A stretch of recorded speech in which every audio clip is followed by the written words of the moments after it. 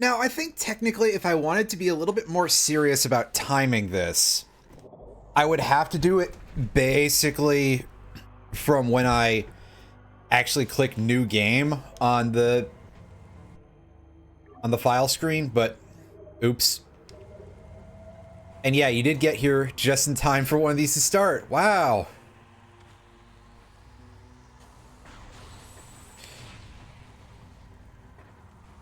Last time we got very, very close to getting under 3 hours. I walked into the warp to the end of the game at exactly 3 hours. Again, starting from... Okay, I guess we're starting with nothing. Thank you, game. That's hilarious. Starting from the the Talon Overworld text there that you see. I really don't need to fight those beetles.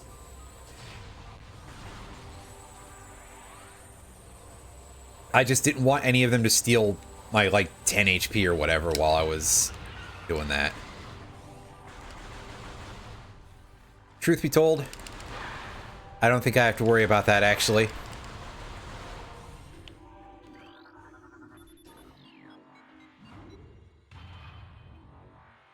So now that I know a little better when I can actually skip cutscenes at, that helps me know, well, when to start mashing the start button.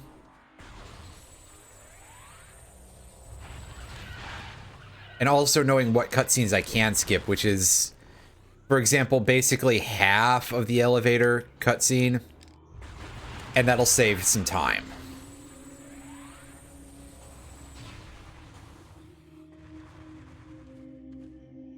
Alright, don't go up there.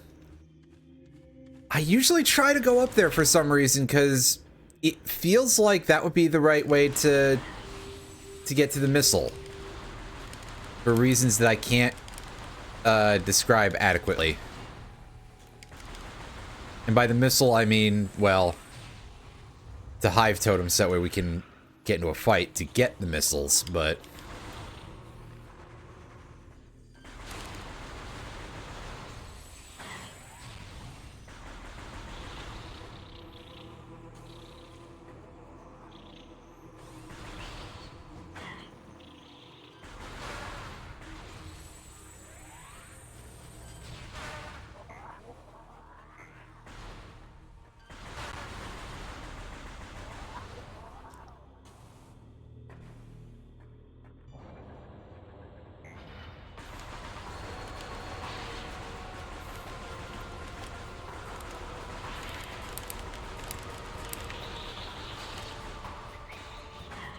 Nah, I looked the wrong way.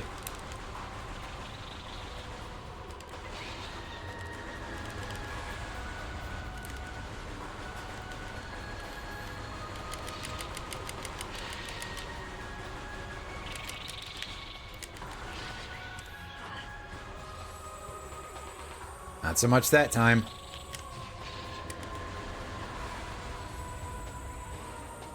Should probably hold the controller under the desk, I think. Would probably help mitigate some of the sound from it.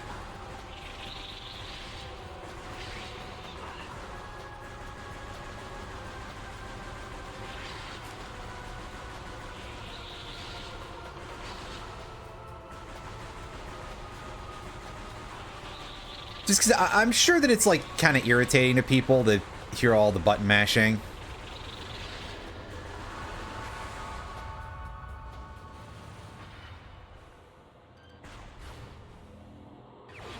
Oh. That's not missiles, that's a morph ball. Oh, the amount of elevator usage we're getting here.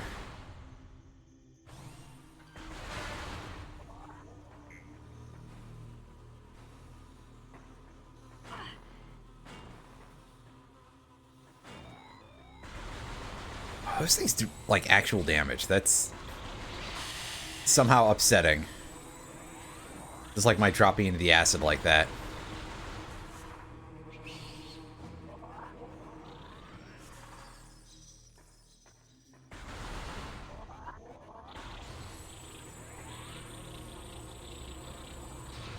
And no beetle today, it's just those guys. These drop things? I forget. The answer is probably no. Probably not.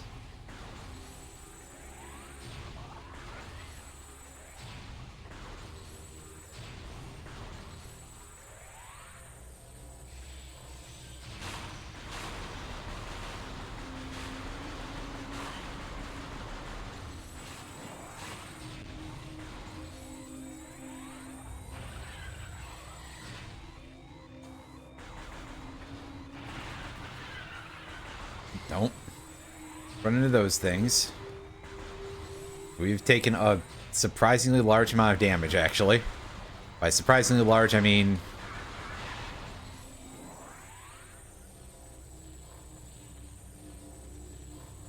I've had things like that happen to me before.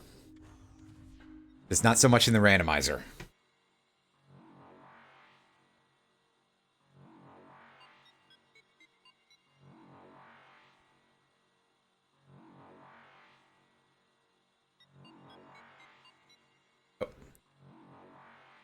Get unpicked from there. Whatever.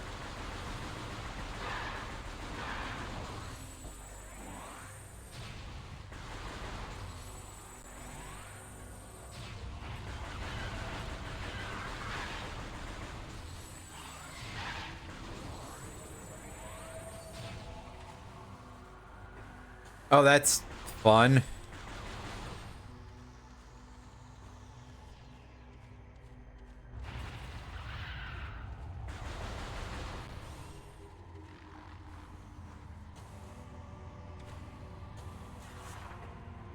This way. Now, this should be our missiles, right? No, it's bombs. Okay. What am I supposed to do with this, then? Like... What do I get with bombs and no missiles? I'm trying to piece this together.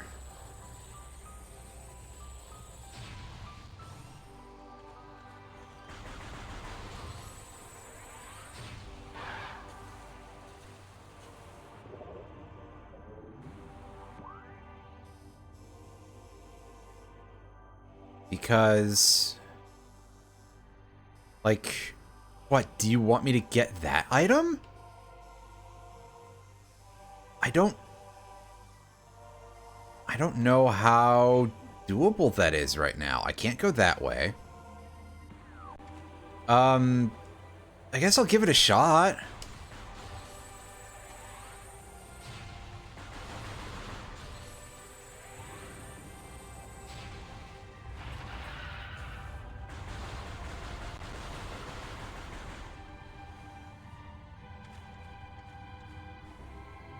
Fuck, where else?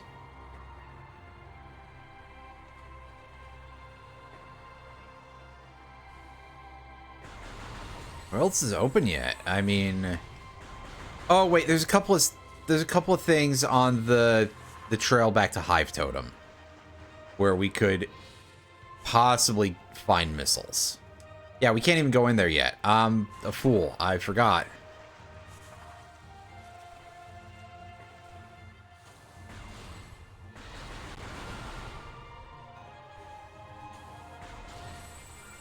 To be fair, this is one of those things where it's like, hey, this weird edge case just came up.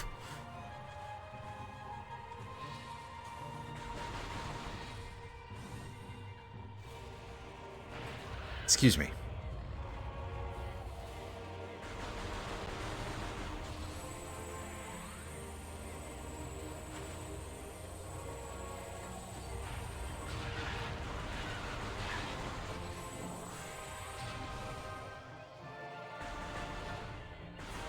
No, it's, for me, just a matter of, like...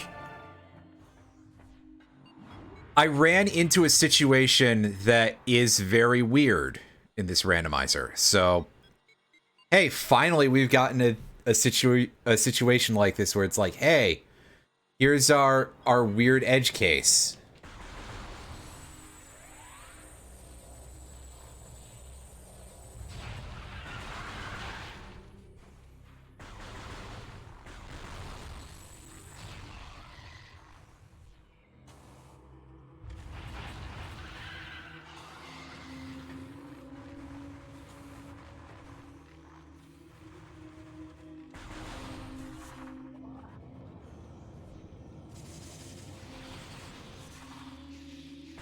Got those bombs behind me just for protection. Bump into the eyeball anyway. Whoops. Good job, me.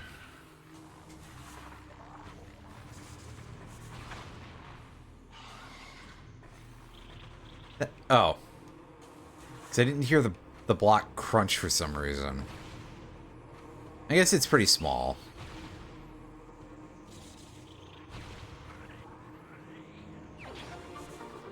Yeah, there's our first missile pack.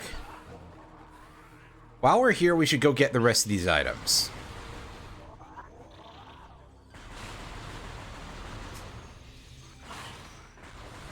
Because we have a good route to this entire side of the building here.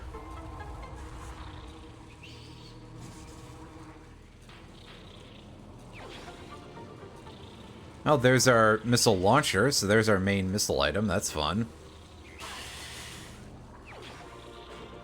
And a power bomb expansion. Ooh, they're loading me up with the ball items this early, huh? At least those ones. No booster spider ball yet. But who can say when that'll happen? There's still a couple of items left on this route. Oh, that'll be some other game, I think. Wait.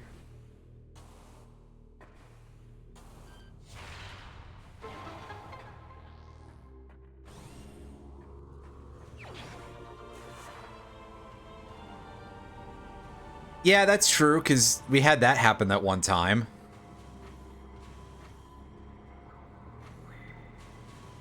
Various suit allows us to go straight to Magmore Caverns here, if we wish to. And that may be a fair use of our time, depending on what we're...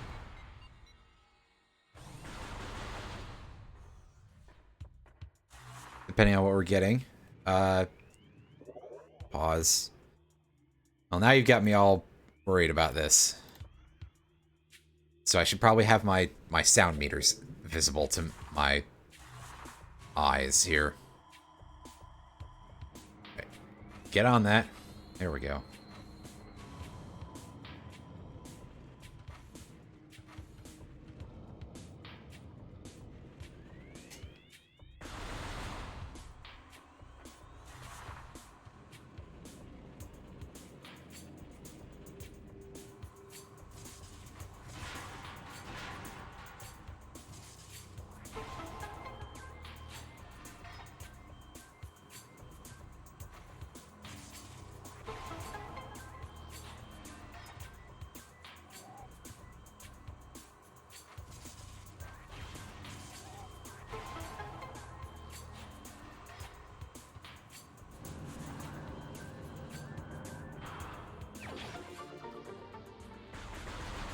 Another missile pack.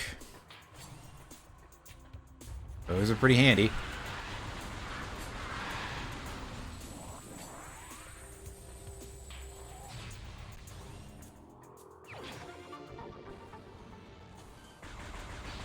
Alright, so I'm gonna go and get the item out of Plated Beetle real quick. And then we go check out Magmore Caverns. Because having access to it early feels like it might be important to be able to access it early, you know? Oh, hey. Slow down, game. Especially at least until I can find my way around here. Come on. Wow, what an absolutely useless thing to pick up. Thank you, game. I'm so glad. That at least has some value. By the way, shoutouts to that ending the music. Instead of it being tied to me actually fighting the Plated Beetle who doesn't spawn anymore. Adventure... I have not.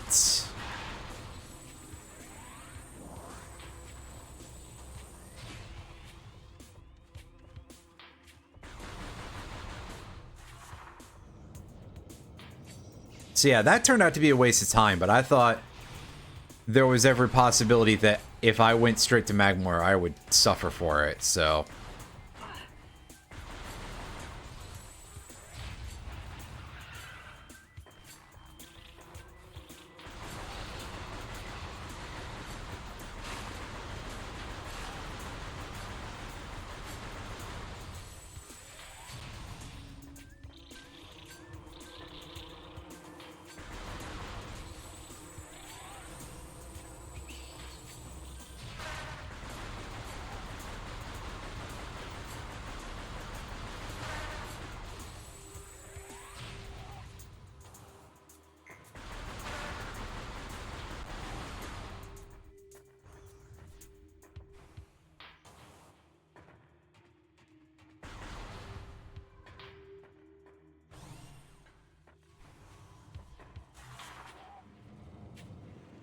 Through the broken off tunnel here.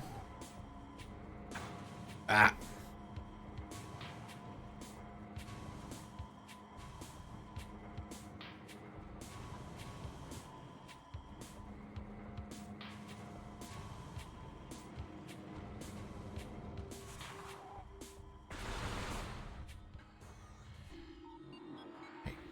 Get this thing scanned.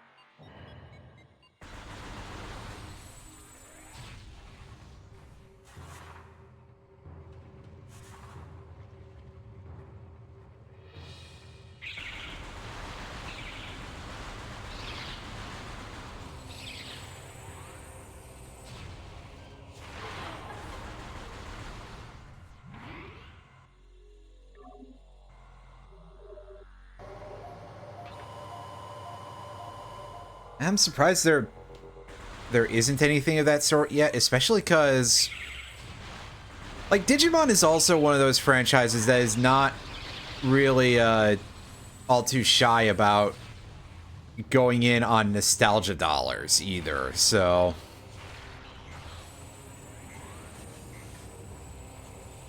I'm surprised that isn't a thing yet. Basically.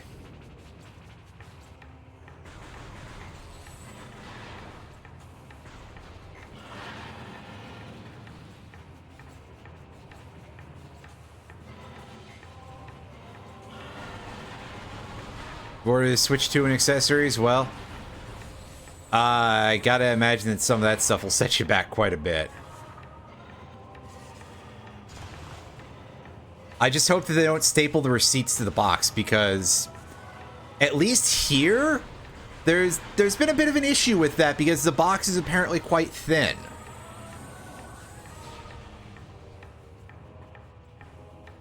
Like, to an extent that was quite serious, of like people ending up with staples in their screen basically. And like, geez, as someone who is now getting to such a point where it's like, okay, I want to have my stuff at least in enough condition where I could do something with it, I could display it, or, you know, possibly, if I end up in dire enough straits, sell it on, I guess.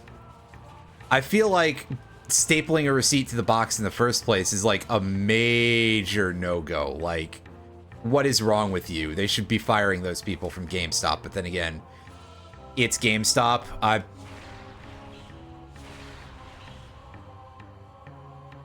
Wait, no, it's that pillar that we need to aim at, right?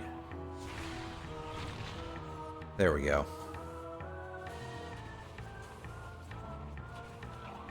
So I'm not 100% sure where you ordered from or what their service is like in your part of the world, but all I can say is, ooh boy, it's a good thing you're not getting that in the US, because yikes. This has been like at least somewhat of a major minor fuck up by some retailers anyway.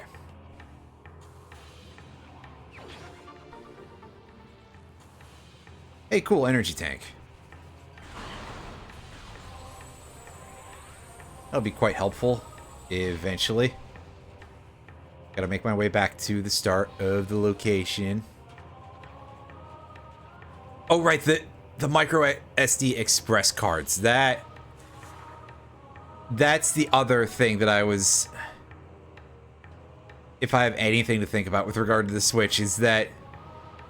And we're really at this point where... Because I don't think there's much of anything else, if anything, at this point that, like, requires the micro SD express format. Or...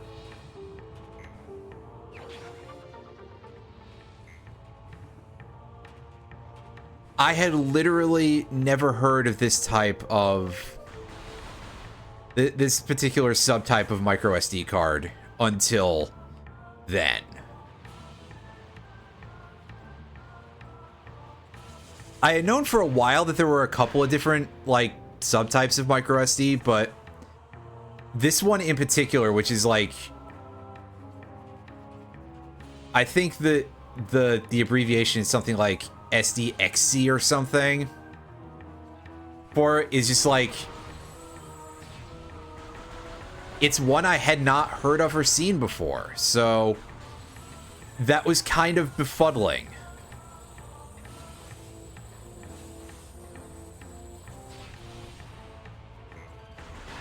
So yeah, I don't know if anything else requires that. Like, I don't even know if a Steam Deck requires that, because I believe the Steam Deck can take micro SD cards or an M2. Because I did look at a Steam Deck as a possibility at one point. Unfortunately, the damn things are just really expensive, and it's a little hard to be able to justify that sort of expenditure. Even used Steam Decks are pretty costly, but I suppose that proportionally there are just not a lot of people who are getting rid of them other than, oh, well, I'm upgrading. Which, I mean, fair, but...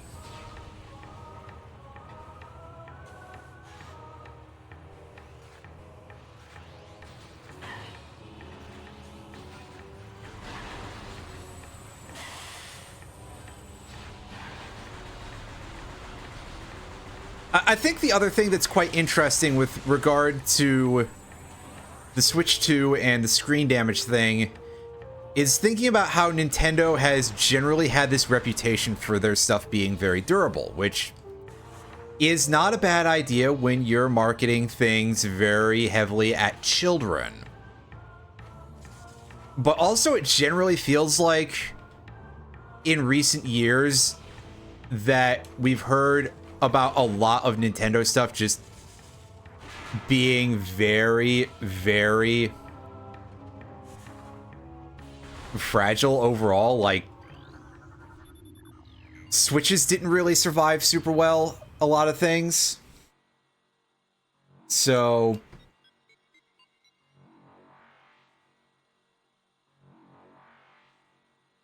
Hilly says is my recollection, but of course there's also the part where some of that is a little bit going to be colored by the experiences that people had with joystick drift on the Joy-Cons.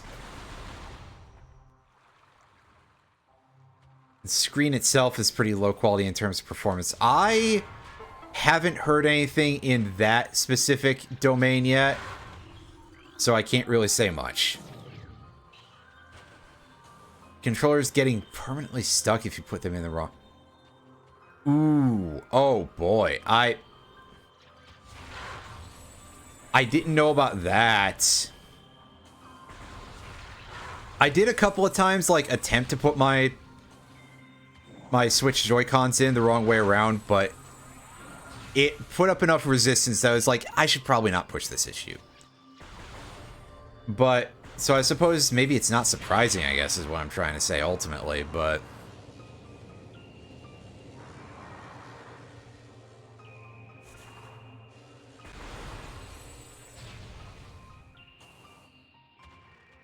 I've heard only a very few other things with regard to the Switch 2. Apparently the magnets in it that are used to hold the Joy-Cons, I think they're used to hold the Joy-Cons on, are extremely strong. Like, good that they're strong, but it sounds like it's potentially problematically strong, you know? Like, a child could get something stuck in there kind of strong. But I'm not completely certain of that, so don't necessarily take my word for any of that. That's, like, information that's several generations apart, and also I didn't read the whole thing on that one either. But yeah.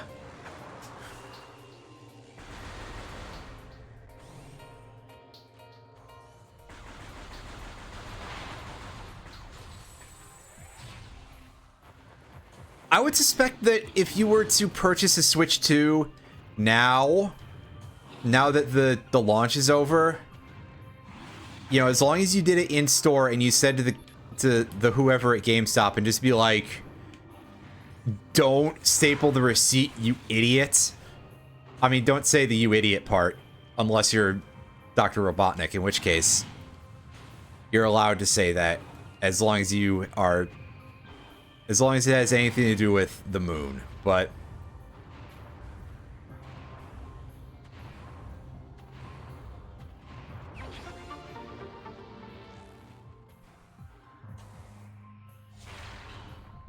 basically that it would probably be safe. Mostly.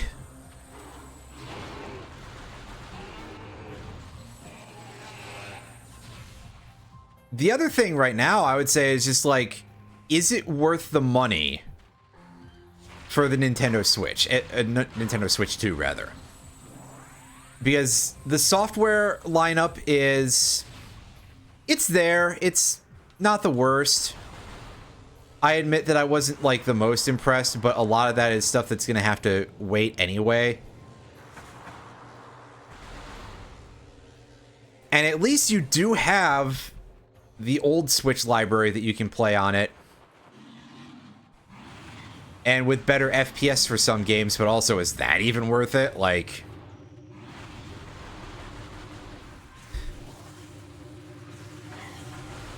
but it's like anything, right?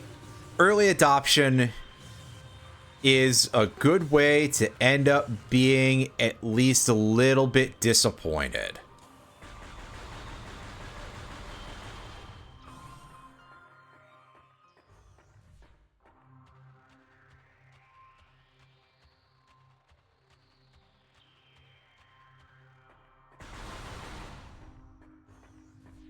Yeah, GameStop has been, well, in varying rough positions over the last several years. So it doesn't 100% surprise me to hear that the one that's localish to you is not available anymore.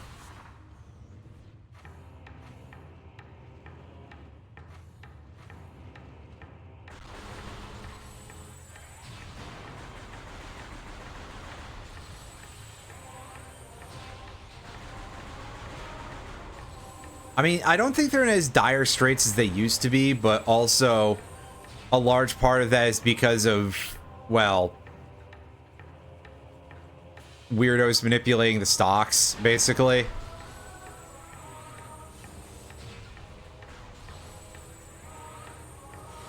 Who knows, maybe the extent to which they've started to fill their shops with Funko Pops have actually been good for them.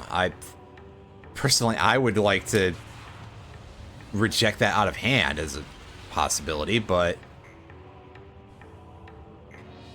somebody has to like them, considering how many of them are still being made. We got the ice beam. Stop falling in the fucking lava, me. Sheesh. You'd think I've never played a video game before.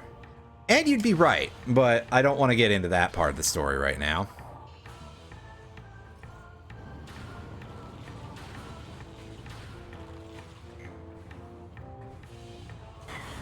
Oh. Forgot about those fire jets in that position.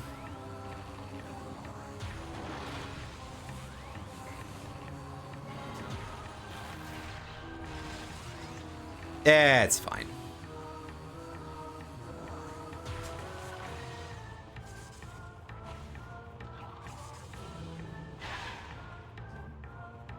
Alright, so... This... Right, this is the safe path to that area. That we can't actually take going this way, which is funny to me, but... I digress.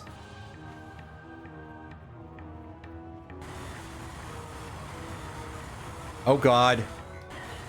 Jesus. Wow, that's rough. Yes, I have tried Super Metroid Randos. You know what, we're going in for round 2.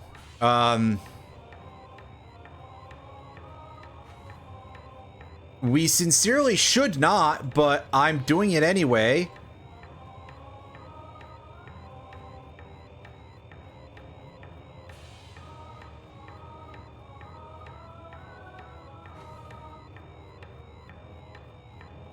Oh, don't twiddle the stick that hard.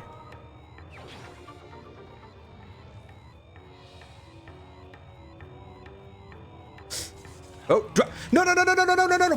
Fuck you! Oh god! Of all the ways to die, of all the... You are kidding me! Also, I just want to say bullshit that it didn't pick up the... Well, at least we saved recently, but... I'm still, like, apocalyptically mad that it didn't pick up the... It didn't pick up the bombs. Are you kidding me? I dropped it right in its fucking craw, and it just ignored it. Apparently you have to do it from further away.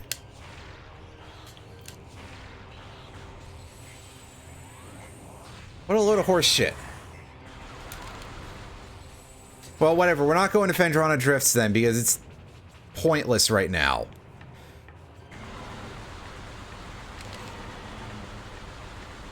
At least I know where the ice beam is.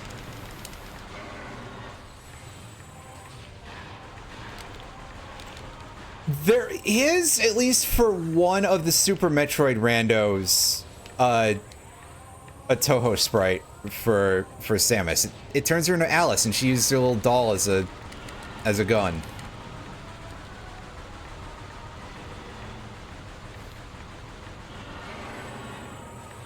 Yeah, unfortunately, nothing further yet.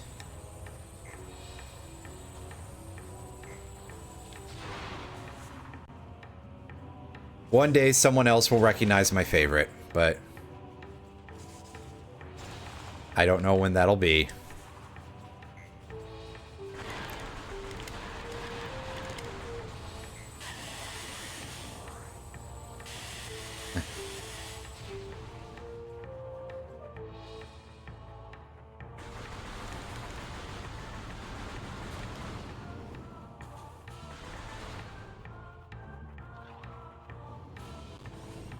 There was something in that one location over there. What? That was where the energy tank was, right?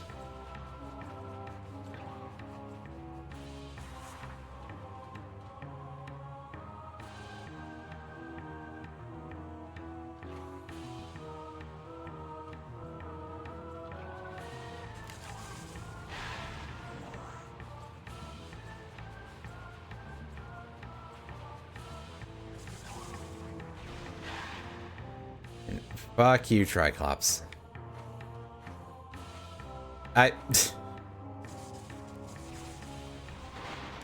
I'm surprised I haven't yet. Well, I guess it depends on certain things, basically.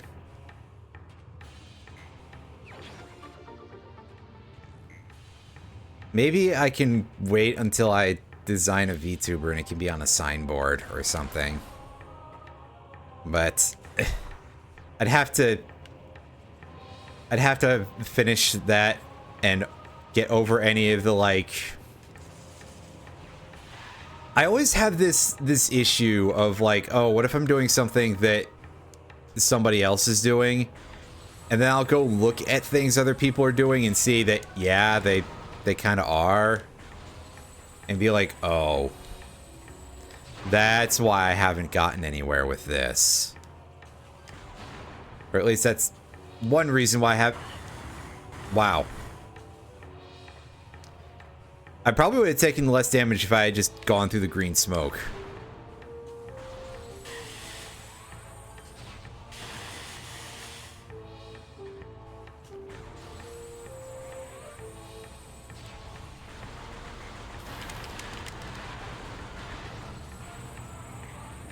Oh yeah, I forgot to get the energy tank. Well, it seems like after we've taken some damage is a pretty good time to go get it, because it's a refill.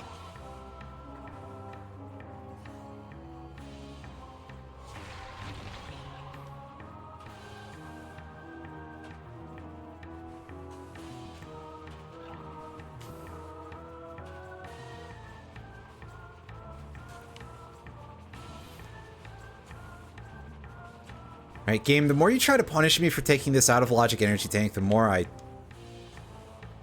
am gonna have to try to find a different chunk of rock to go from here. There we go. That's better.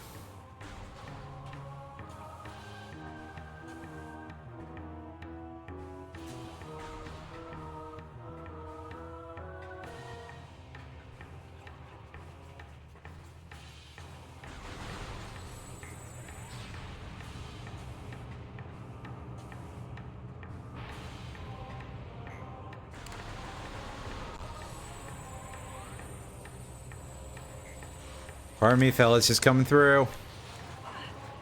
What? God damn, that does so much damage sometimes. And by sometimes, I mean anytime you take multiple hits from those. Sheesh.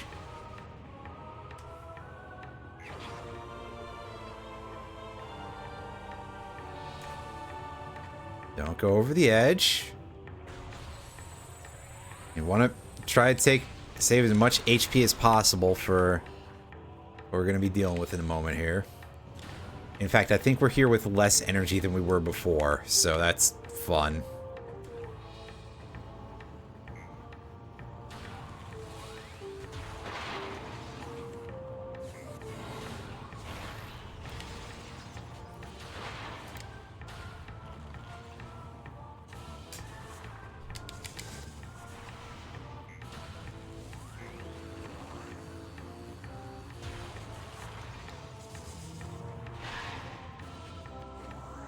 I was a little close considering how the Triclops have behaved up until this point, so... Yeah, what was this, a missile pack? I don't care about that right now. Come back for that some other time.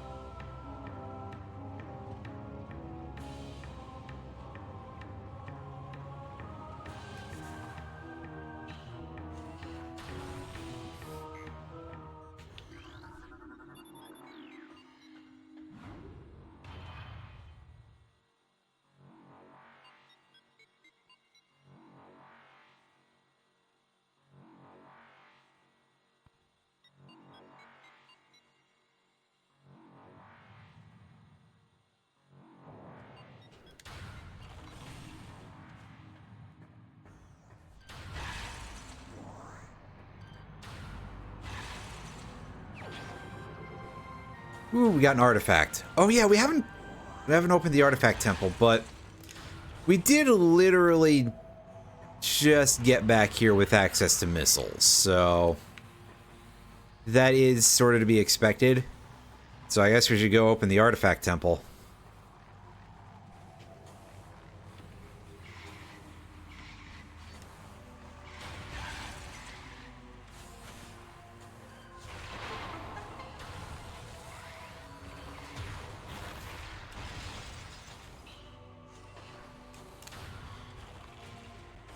Could be something quite useful.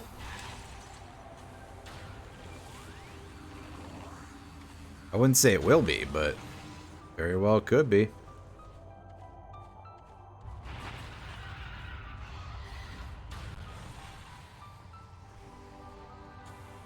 Out there.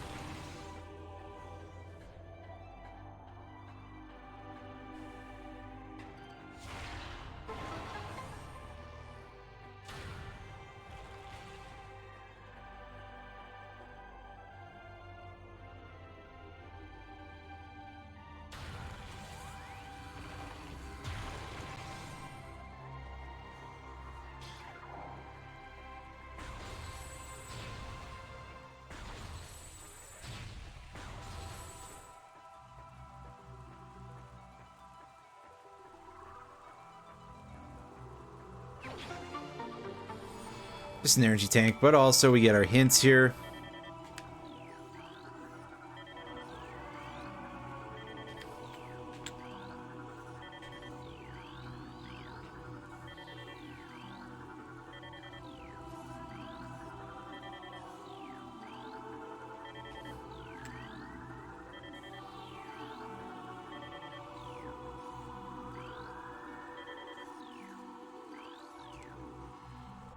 Okay.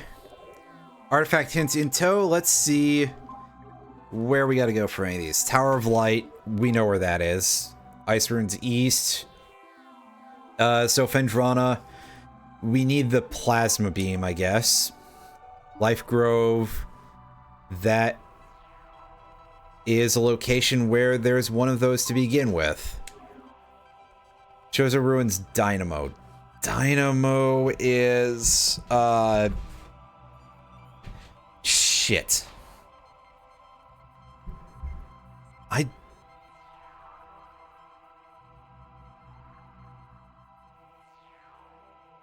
That's either the bowling room.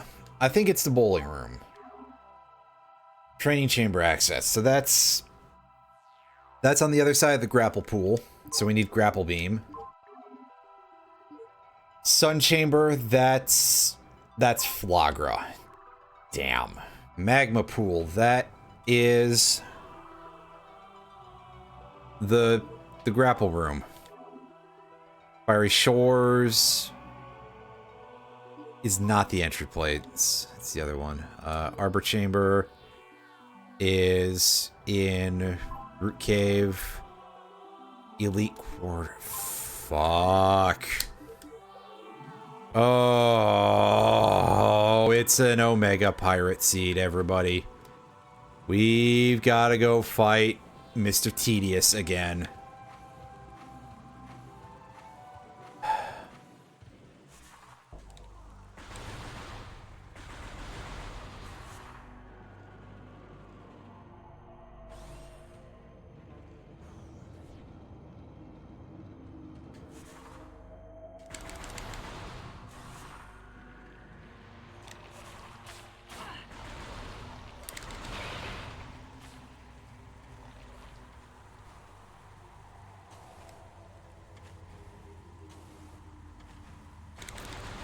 Well, I guess we go back to Chozo Ruins.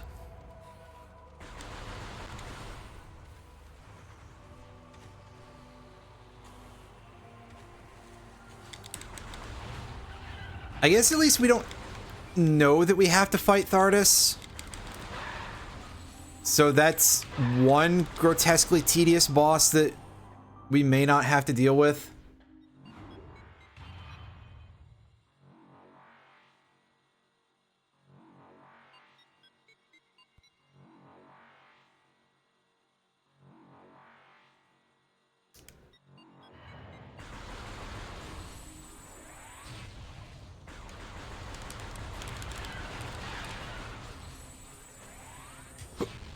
excuse me.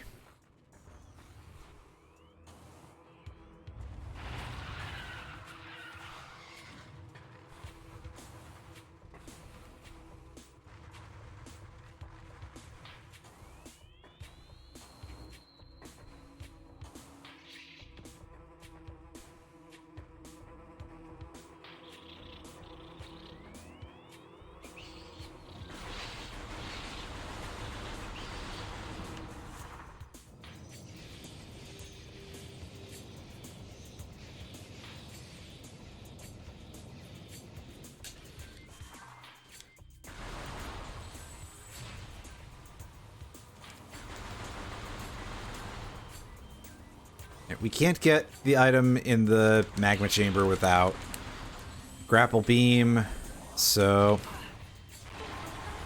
Yep, do that to ourselves again.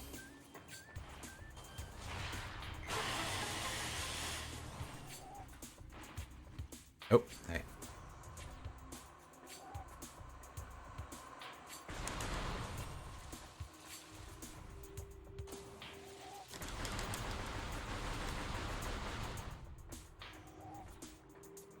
I have to take a look at that in a second. Get ourselves a missile pack.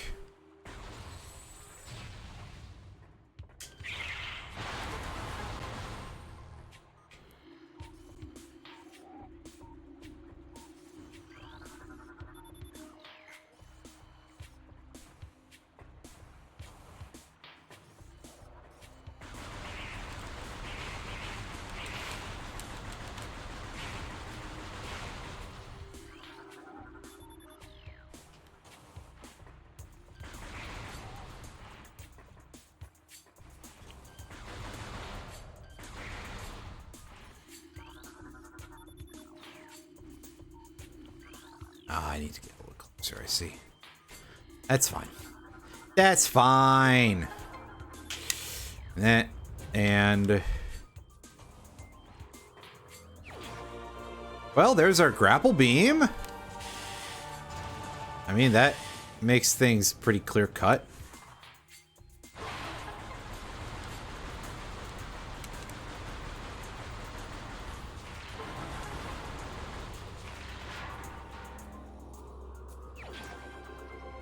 And there's the artifact.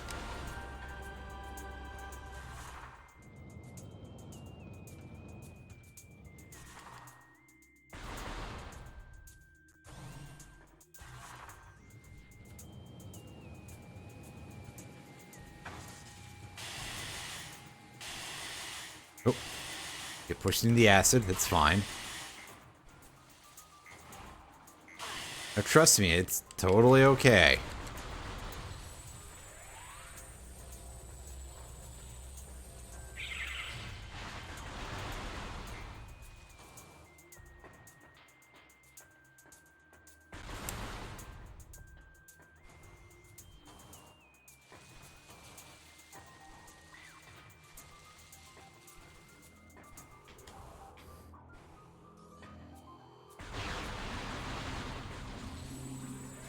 Clean up all those sleeping bats.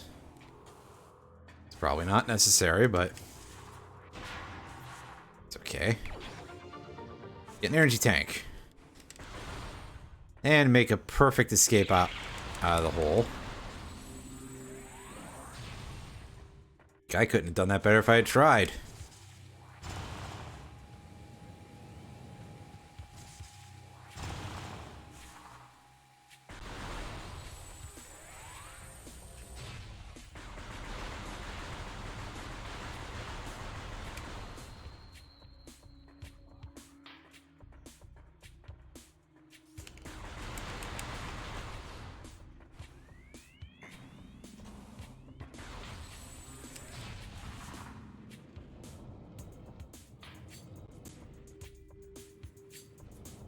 Oh, Robotnik. Wait.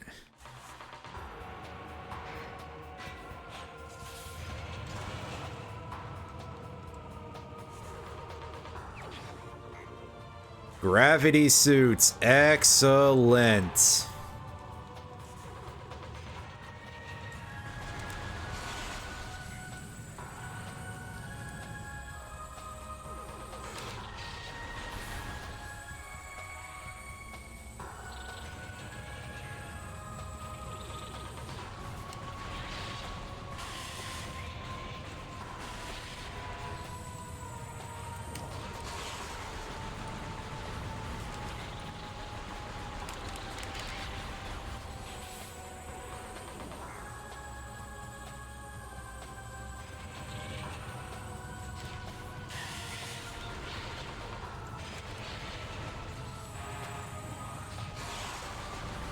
Alright, that's number 3.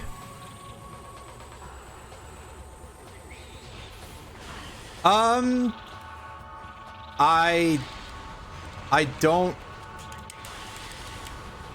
don't know.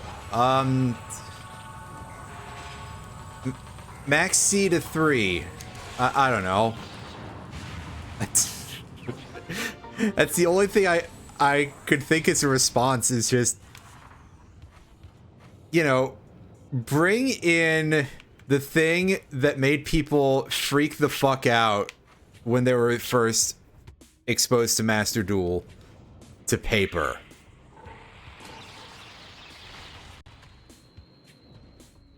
Asterisk, I do not actually advise this idea. This is probably a bad choice.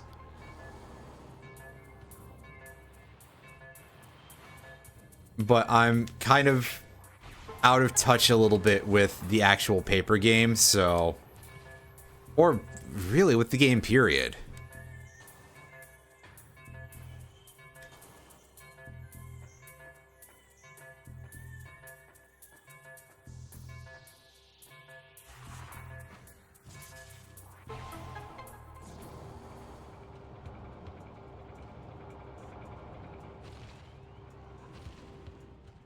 I think they should bring back Ultimate Offering.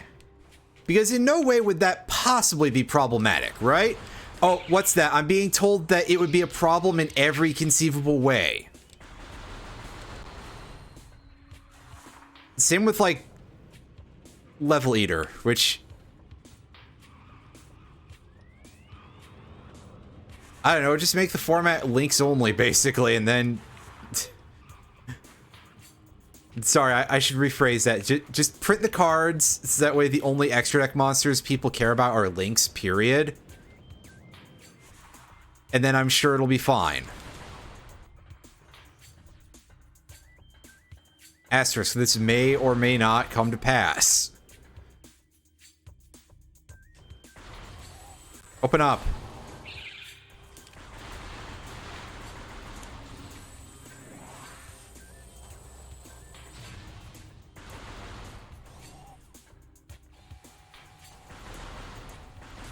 Well, shouldn't Level Eater already not be usable in a format of links? Because... Or, pardon me. Shouldn't it already not be usable with links who don't have levels to reduce in the first place? Similar to Xyz and anything to do with levels there.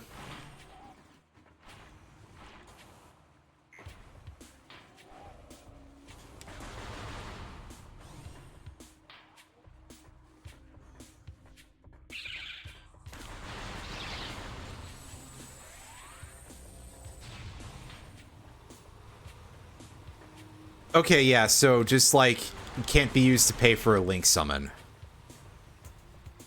That would be a little bit more of a thing that makes sense.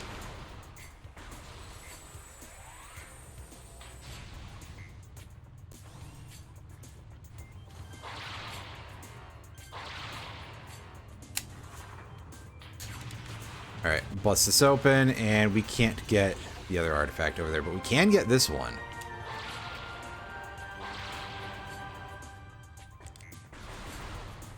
So at least there's that. Unfortunately, we can't get the item in the main hall yet.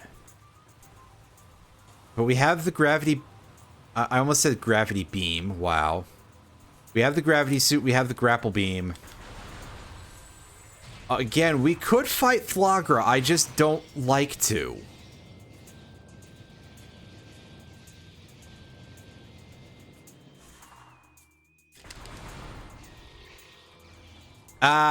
I see now.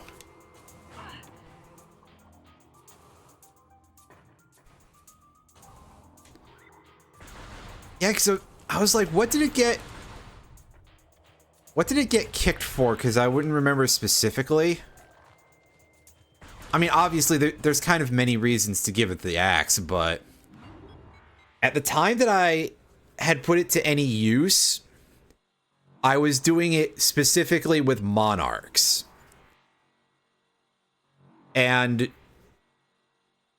at that point, it's like, well, you're playing a tribute summon-based mechanic when that was like...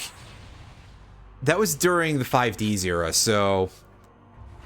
You know, synchro monsters were a thing, and... I mean, synchro monsters, ever since they were released, were kind of nasty. In terms of how much wild shit you could do with them. And your ability to spam them to the field. Which is something that fusion monsters generally just didn't have in that regard.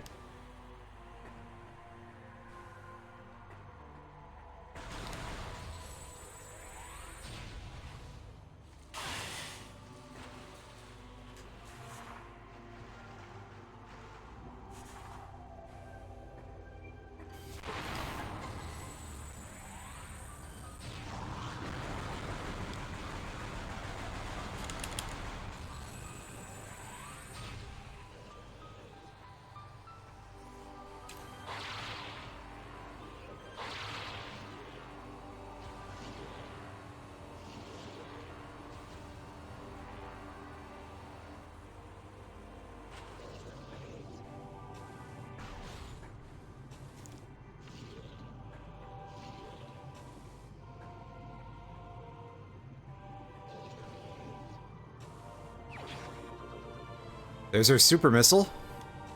It's a pretty good get. Take a quick look at... Oh, I can't see what doors they are yet. There's no items for a good chunk here, so... With no wave beam, we really cannot do anything with the wrecked ship.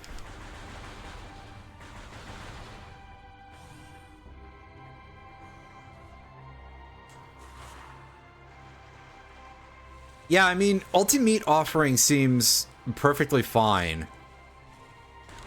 Ultimate Offering, the original, has the prospect to be really disgusting. For a very wide variety of reasons, so... You know, again, none of my suggestions here are gonna be particularly serious, because, like, I don't know what's doable.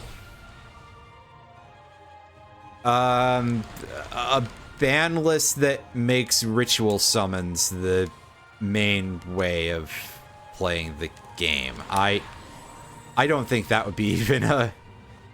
I think that if you get to a point where ritual summons become the best special summon, you've made a ban list that's like an absolute nightmare. So, whatever the hell I was saying there, disregard that. That just sounds straight up implausible.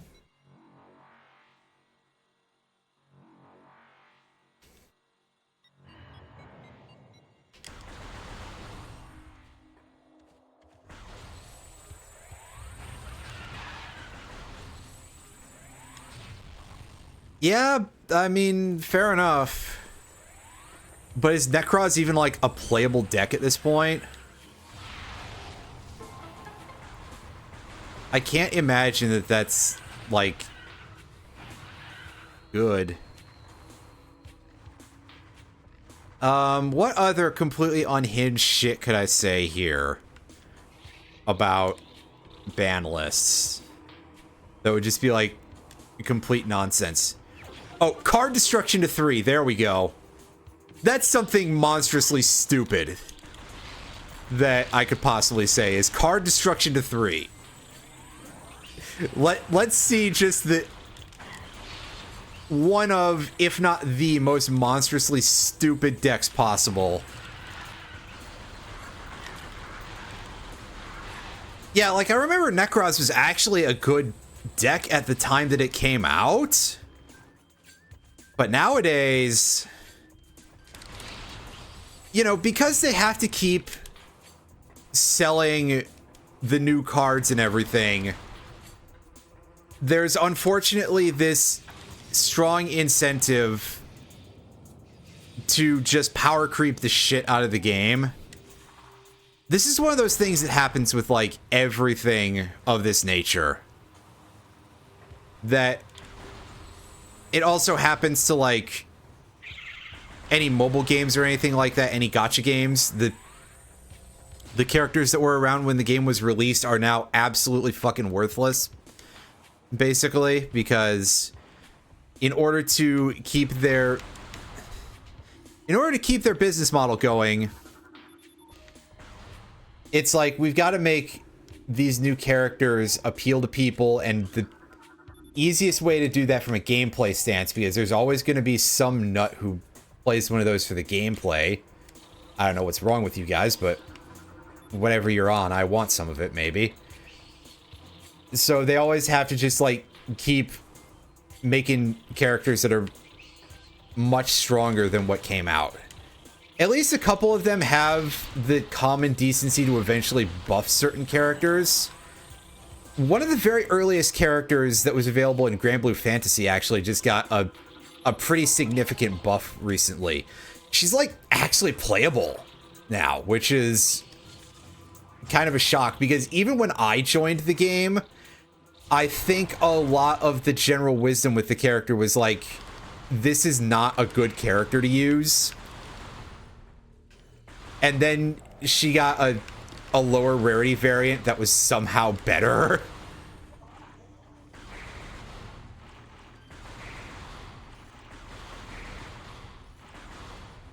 And now they finally updated her, and she's kind of good. Not amazing or anything, but she fills a role, and she's playable, so... Huge shock.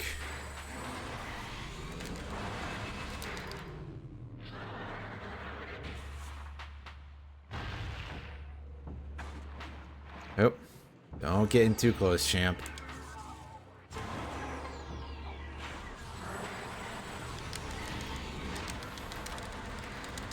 Ah, you're doing different shit this time, huh?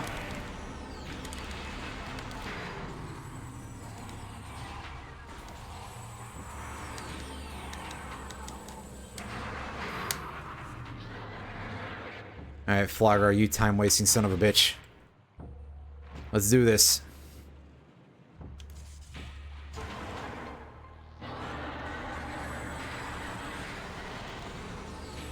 Oh yeah, you were still invincible from the cutscene, huh?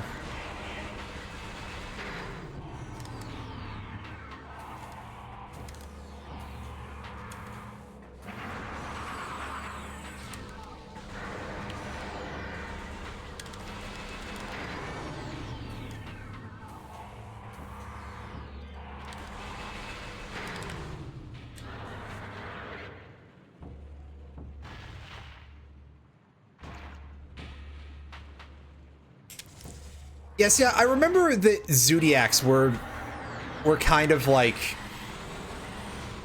the deck that everybody was really cheesed off about, if I recall correctly, for a period of being like all you saw. Which is kind of like Eldritch when I started playing Master Duel, but probably not as toxic of a deck overall, if I had to guess, just because Eldritch was not fun to play against, regardless of if it was good or not. It was one of those annoying people decks. You understand? And by that I mean only annoying people played Eldritch. Which means it was fucking massive. Anyway. That's enough of me complaining. Hooray, we got an artifact. It means I technically don't have to fight the bird ghosts, which is fine, because I don't think I can do that right now. And by I don't think I can do that, I mean I don't have fucking Spider Ball, so I definitely cannot do that at this particular juncture.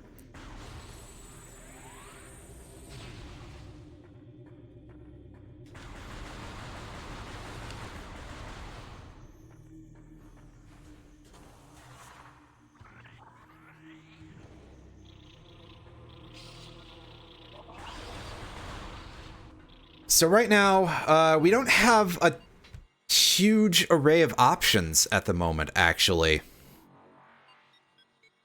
Oh, I forgot an item. Whatever. The warp to this place is pretty close, so... it's fine. Bare minimum, I can go get the item that's here.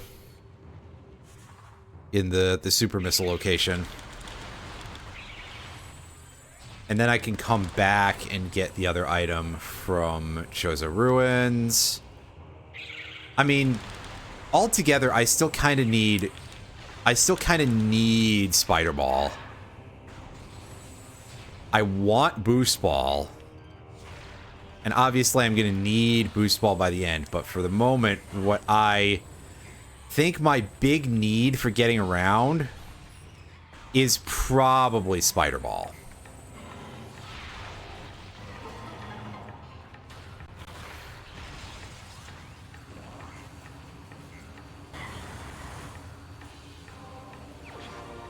Well, there's Boost Ball.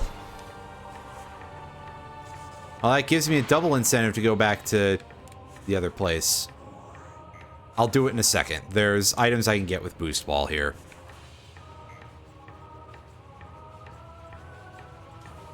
God, there's a lot of these dudes. I'm just really seeing a fuck ton of them on those platforms this time, and I'm like, I do not remember that.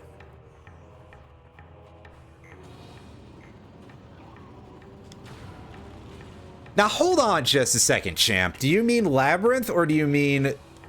Do you mean Labyrinth, or do you mean Labyrinth? Because... let's...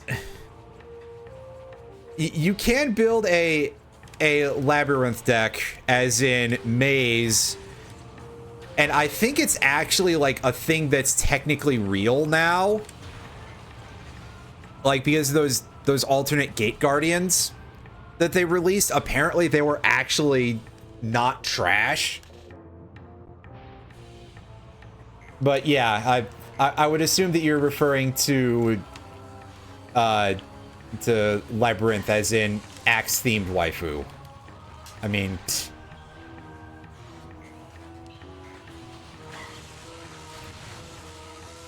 I guess, I don't know if axe-themed is necessarily correct for the Labyrinths, but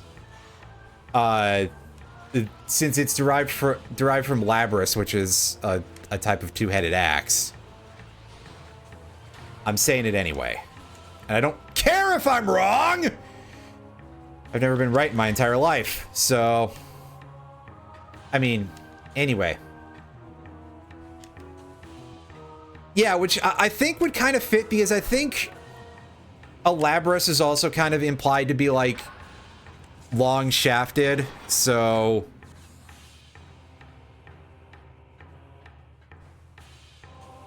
Yeah, anyway. Yes, you can make up your own words about the things that I just said, and I don't care.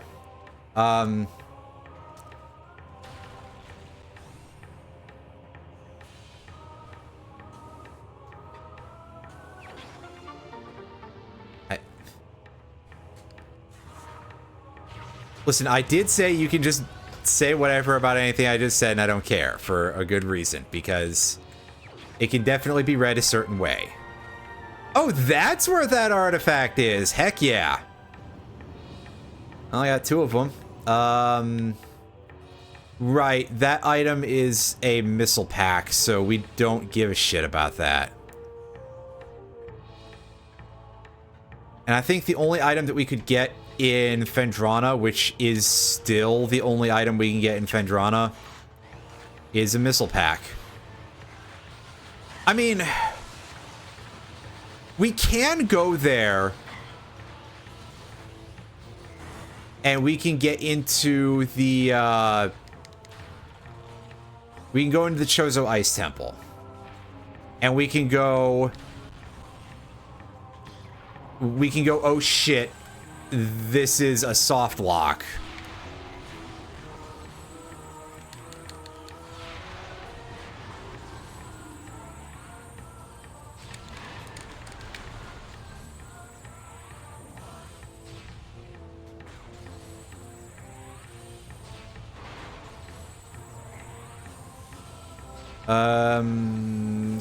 But I'm trying to think right now. I don't think we have anything else we can really do that's of any particular safety right now. The only thing I'm going to do is I'm going to go get the item in the Phendrana Drift's access tunnel, which is the jump one, because I think that is like, honestly, probably just a missile pack or something, but those are kind of useful anyway. Remember that our target is about 180 missiles in order to be able to properly tase Meta Ridley. You know, again, as long as I don't completely jump the gun on it like I did last time and end up still having to fight him a little bit legitimately. Yeah, see, it's a missile pack. Let's get out of here.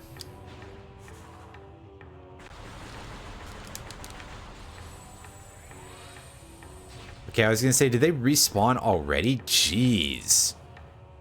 That would just be... That would just be, in the words of Pantera, fucking hostile. Well, I really don't think you want to use the words of Pantera anymore, but, that's a whole other story.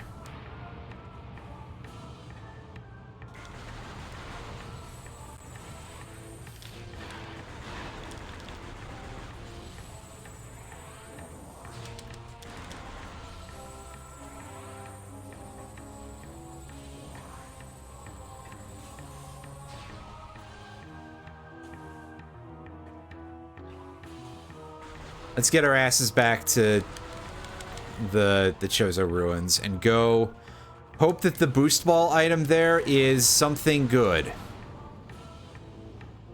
Or alternately, that the underwater item that we can now get is something good. Actually, we can get 2 items with boost ball now, right? Because there's the ones in the beetle room. The one in the beetle room, rather, but...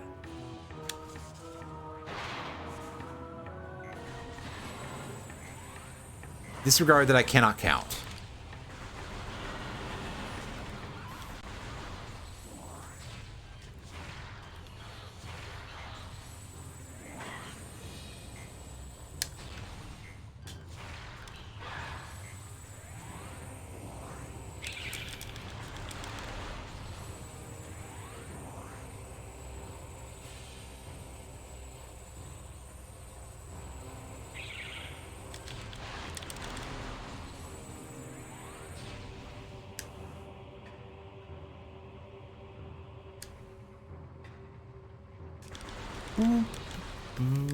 Up we go.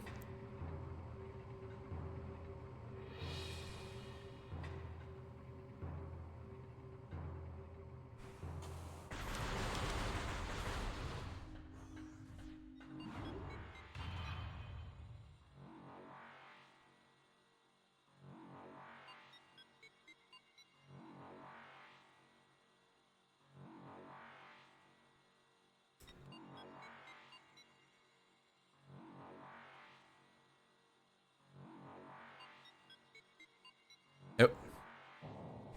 Load better, please. There we go.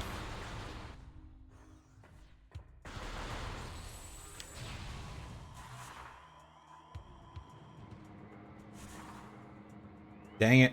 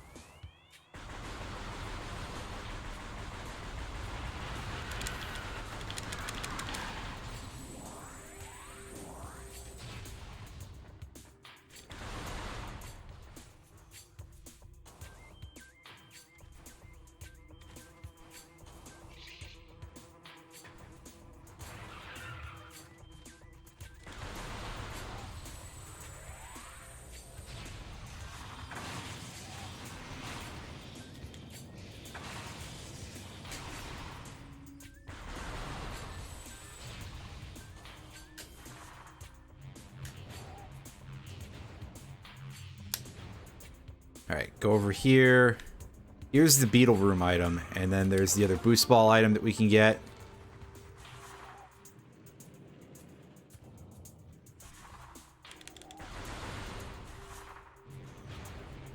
And then I am at a slight loss as to what we can do.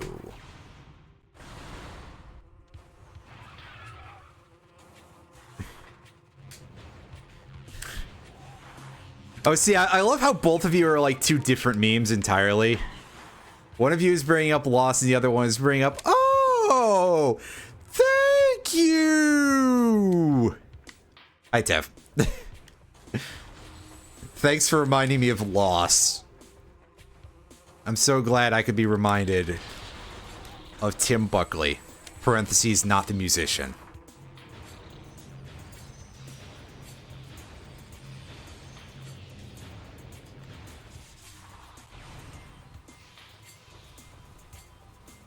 Unfortunately, now I have to find some sort of, like, brain poison to inflict on you, so... God, is your plate just a fucking Lost joke? I don't remember, because... I haven't looked at very much in 14 in a minute. I mean...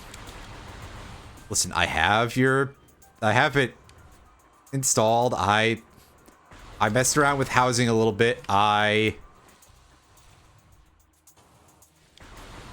think I did some clothing stuff, and then I was like, wait, I don't know what I want to do with this. But I'll figure it out eventually. The time slot. Oh god. That's amazing. I'm glad that that's what you're choosing to do with your power. You're wielding it responsibly. By making your card into a fucking cognito hazard. Plasma beam! Hell yeah.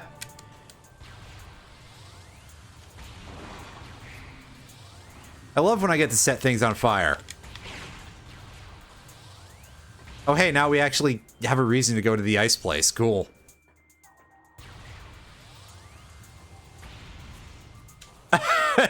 Nice.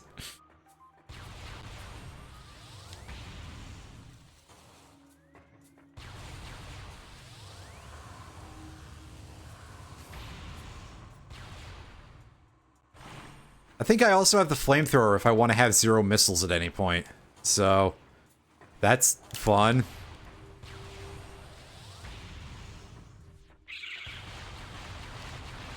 God, I wish I knew a faster route to get to that location. I also wish I knew a good way to just get through Root Cave without X-Ray, because if I was capable of that, I could go and get another artifact right now.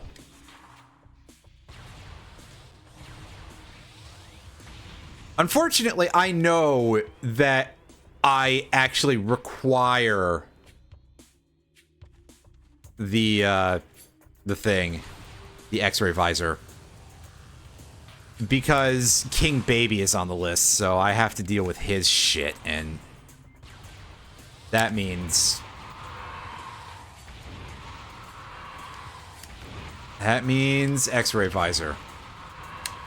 Whatever. It cannot be helped. We'll deal with it later.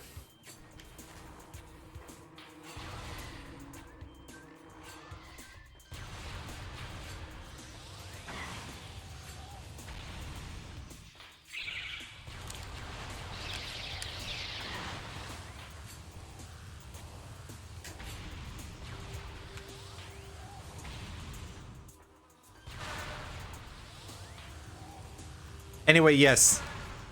Sneaking a hidden loss into your thing is fantastic. It's like the toxic version of Rickroll. And by toxic, I mean exactly as funny.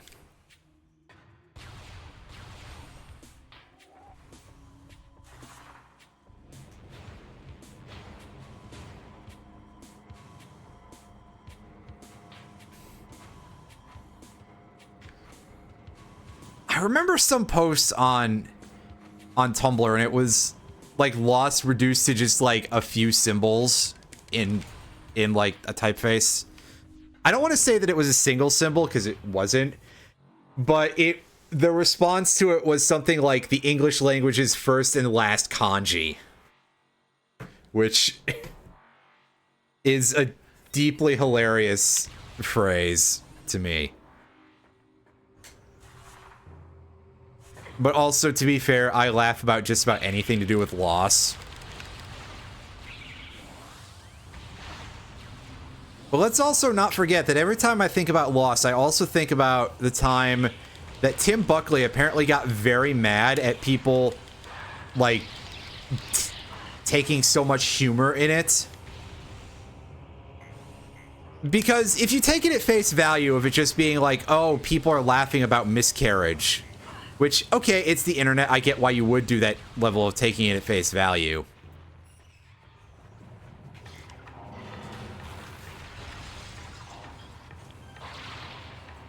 And he edited loss, at least for a brief period, so that way the last panel instead had Gamer Boy, whatever his name is, from Control-Alt-Delete. I'm going to assume that Control-Alt-Delete is, like, named after the main cast, and there's 3 Gamer Boys who all have the same 8-carat-Y mouth, you know, face, which is the wrong set of symbols. That's the Sweet Bro and Hella Jeff face. But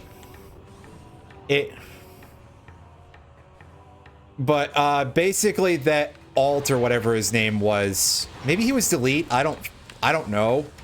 That instead of his normal face, he was just like looking straight at the camera, smirking. And okay, I get what you're going for, Mr. Tickley, even though I think you're being a bit of a wet blanket about the whole thing, because, like, the point of it is that it's so much a matter of unintentional bathos that it's, like, weird comedy, because why is this in your shitty 4-panel joke gamer webcomic, dude? But the thing is that the problem with how he tried to, quote, get back at people is that Delete or whatever his name is, face, the smirk made it look like he was amused about the fact that this woman had a miscarriage. And sort of in a very sinister way, like it's like he somehow induced it or something. So, unfortunately, Mr. Tim Buckley, you done fucked it up. Wow, who could imagine a webcomic author who doesn't understand how to do metatext things on a thematic level? Yeah, this guy is no Gaspar Noé, and to be fair, like, no webcomic author is, so...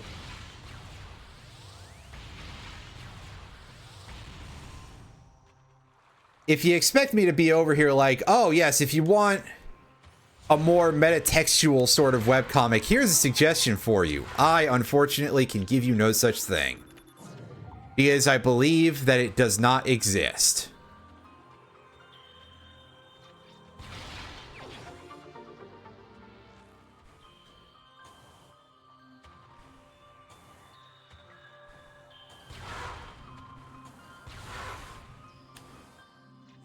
Webcomics only interact with the idea of meta-narrative in one of 2 ways. Either A, they completely ignore it, or B, they make it so much the major thing that it loops around to them becoming the actual narrative, thus completely destroying the concept inside of that series.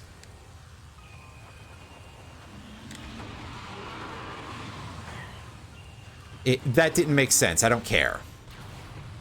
But the idea is that it's either 0 or you bank on it so hard that you fuck it up entirely. There, that's a better description, and hopefully that makes sense. Anywho,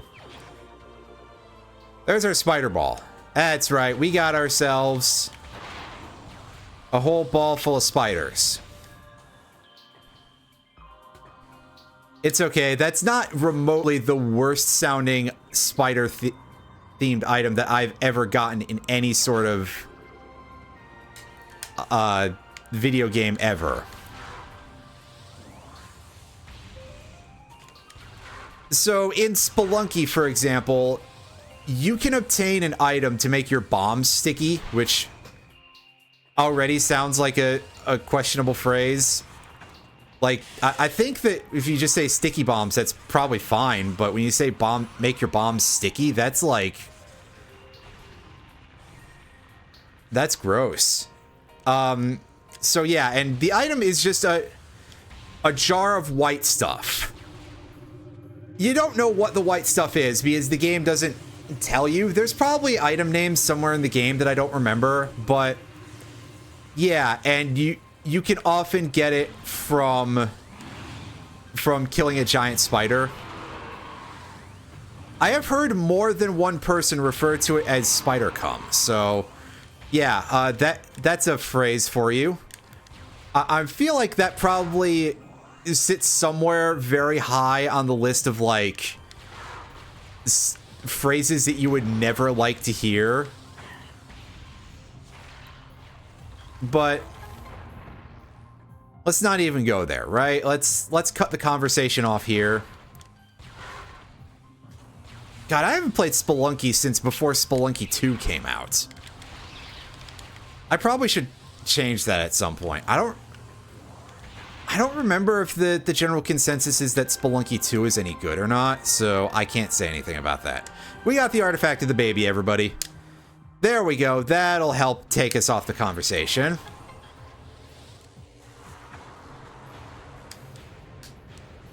Let's go get ourselves a free missile pack for no good reason. And by free, I mean there's still like however much time and effort goes into getting it here.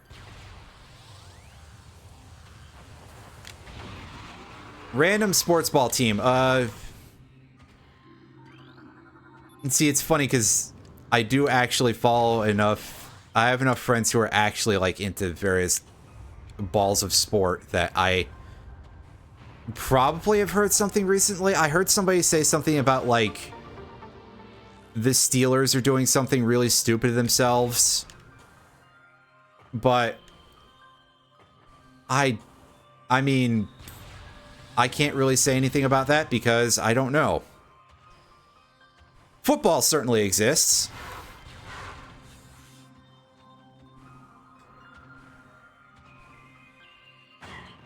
I remember telling one of my friends who this would be Tav, so he'll recognize this story immediately, that I started to tell him that there should be a team called like the Buffalo Bills or something, because I was like, okay, what would be fun sports team names, right? Like, you know, for like ones with good fun jokes to them. The Buffalo Bills, right? Because Buffalo, New York, that's a city. You know, we've all heard of Buffalo Bill. No, not the one from Silence of the Lambs, or whichever part of that series it was. But and then I said to him this, and it's like, as I was typing this out, I realized that the Buffalo Bills were already a team. So that'll tell you about how much I actually know about sports ball.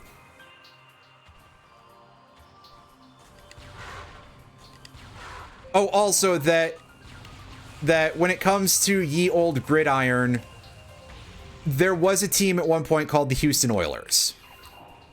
Not to be confused with the Edmonton Oilers from hockey, which is very different.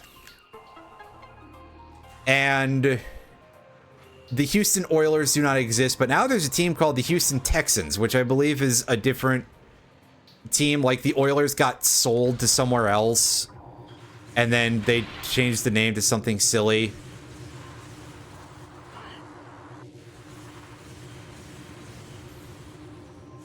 Anyway, we're going into the Ice Temple briefly to go pick up a hidden item. And by a hidden item, I mean the one that needs plasma beam. So, not really hidden, but I can see that it's off the map. But that's all the sports ball that I've got in terms of anything to say with any of them. I don't know a ton about association football, soccer, football. I live in the Chicagoland area, so we do have the Chicago Fire as our team, which I think is kind of a fucked up name, but that's just me. I don't know if they're any good or not, but something tells me that either way, there isn't like a huge market in the US for like US soccer teams. At least not at the pro level, because I think that for whatever reason, Americans just didn't really cotton on to it. Maybe it was just like, oh, well, but gridiron, you know, we already have that, and that's our ball of feet, which is also a quite horrible phrase. I apologize. I am just saying all the worst things possible today. We got some shit in this location. What have we got to help us out in elsewhere? Well, we are still short a wave beam. We're definitely still short a wave buster, but that's only matters for the final boss.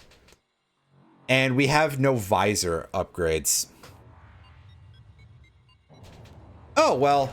Huh. I guess at least we got a cool one. Alright, well, have a good lurk, or, you know, at least not too bad, whatever's going on over there.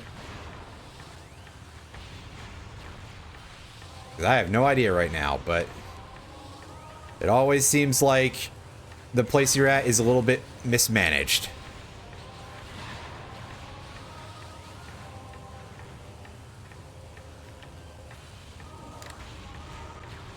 Gotcha.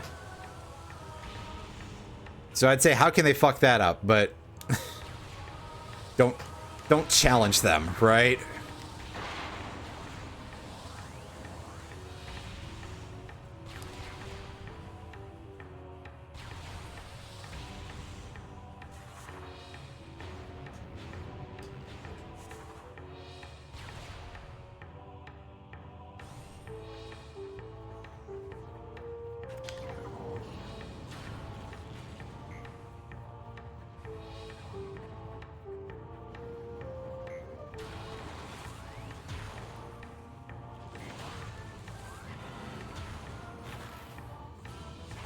Hey, wrong lock on. Oh boy, that's like the worst worm fight I've ever had. Thankfully, they're not like major enemies, and you know, not a huge problem really.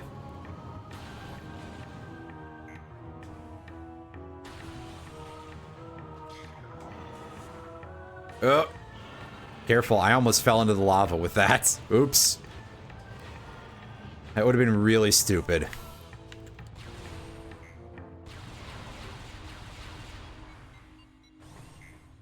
Okay, guess what, gang? It's time for plasma processing. I've just realized we have all the items to do that. As I continue to sit here with my no wave beam, which is actually kind of cutting off a huge part of the game right now, all considered. I can't go through the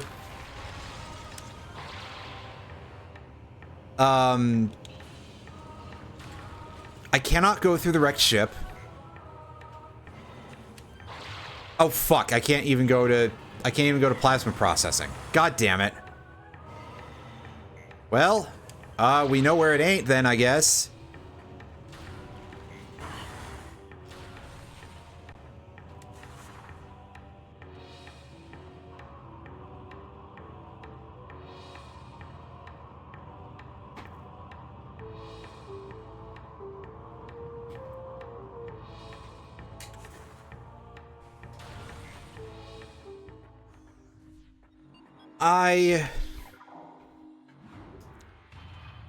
I suppose we can go to we should be able to at least investigate a couple of item locations in the back of Chozo Ruins. Oh yeah, there's another item in Dynamo, so we can do that. I forgot that, by the way, I forgot that Dynamo was the name of the room earlier with the, well, you know where it was. We got an artifact in there. I think it was an artifact. It's the room behind the first set of runic panels. I don't know what I thought it was called. Maybe generator. But I know what that room is, and usually I remember that it's called that, but this time I was just an idiot. Oh, well, happen solve us eventually.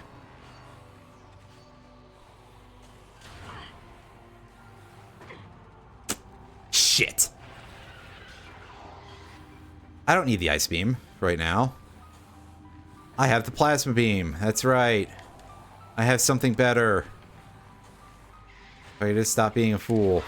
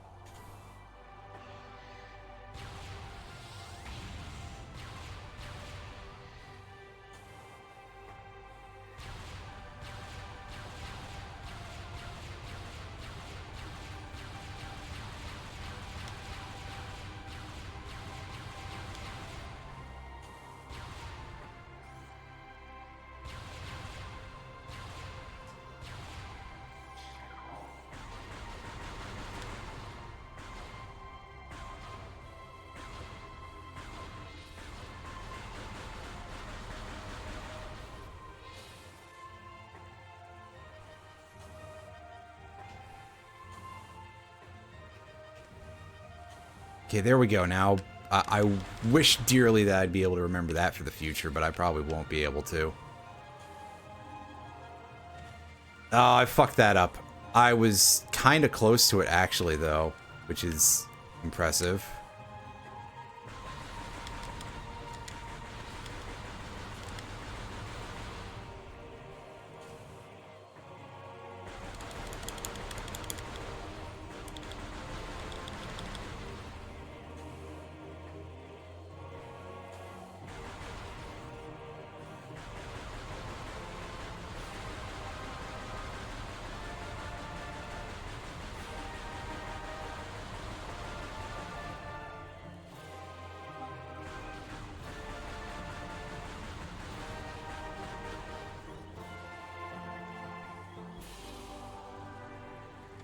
Oh, maybe I just don't know where it is. Well, that's perhaps to be expected because it's invisible, but I was trying to do it without the X-ray visor. That wasn't a clever idea.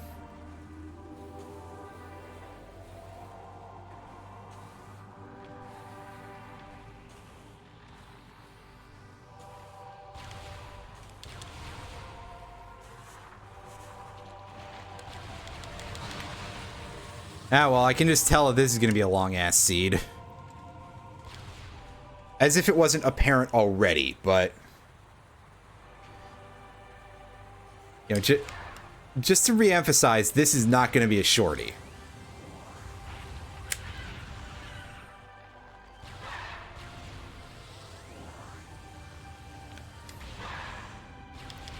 There's going to be a quite lengthsome bit of shafting going on here.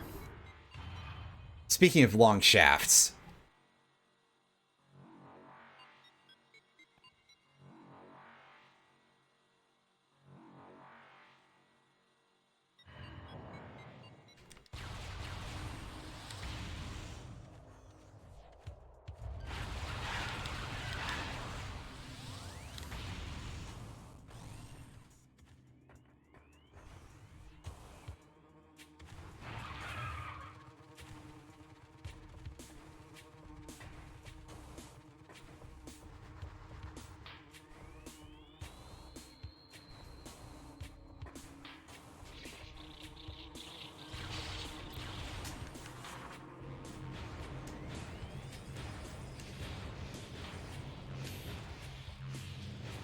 We can go and open up the sun tower. We can go... We can't do Tower of Light. Never mind.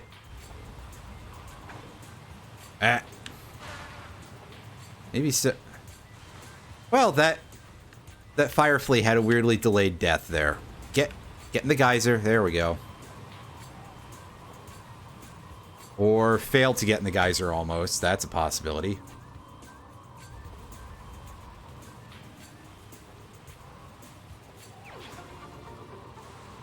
It's a missile pack with some very good not playing that well. How fun.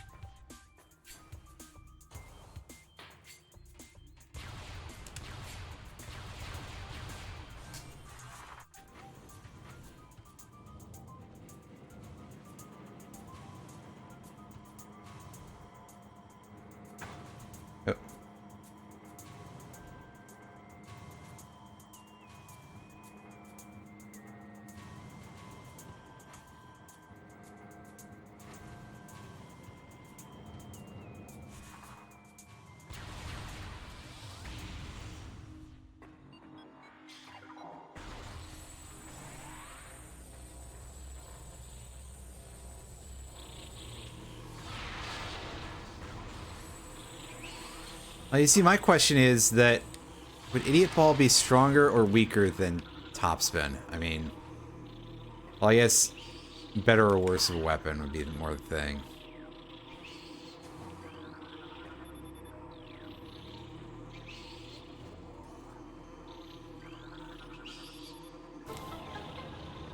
Yeah, I suspect that Mortal Kombat would have had to have been very severely edited in Japan for several of the, you know, especially once you started getting to the newer generation systems where a lot of that shit was proper gory. Oh, wow. All right, me.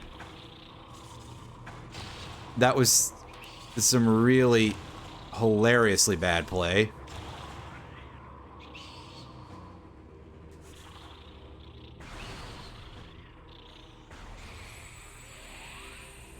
Ah, good. I get to fight these bozos with no X-ray visor, by the way.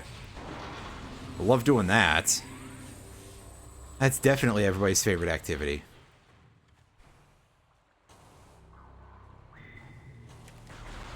Yeah, like, I mean, I'm also saying that a lot of the 2D games were like, sure, you did have, like, the infamous spine rip one, which is it. I think there's something interesting about how that was, like, not even a thing that was, like, related to the character, but I guess that sort of design for fatalities was much more of a later thing. Although Liu Kang still had one that was, like, you know, mostly about showing off his athleticism. But, yeah, like, I would say that there's a distinct difference starting in MK9 going forward in terms of, like, how absurdly gruesome the fatalities got. Like, definitely in the 3D games, there was... They did some significantly more, there was at least a little bit of a start to it being a little bit nastier, but for me, when it started getting to a point where it's like, ooh boy, that was MK9, where you, especially where you had Noob Saibot's Portal Cut and you had Kung Lao's sawmill attack. Hey, there's our wave beam. That kind of makes sense as to where it would be, I guess. Yeah, that's true. They definitely... They dialed up a lot of stuff for those. Like, they were like, hey, look what we can do. We're going to make these as nasty as possible as a result. And so you got the X-rays and all kind of stuff like that. But yes, the spine rip one that I'm thinking of, I believe dates all the way back to MK1. Although, granted, I admit that my memory is kind of not all there on that stuff anymore because I'm forgetful.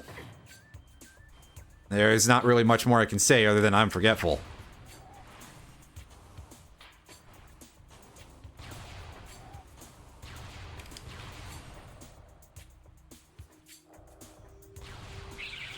We've got the wave beam, by the way, so now we can go practically anywhere. Not literally anywhere, but we can go almost anywhere.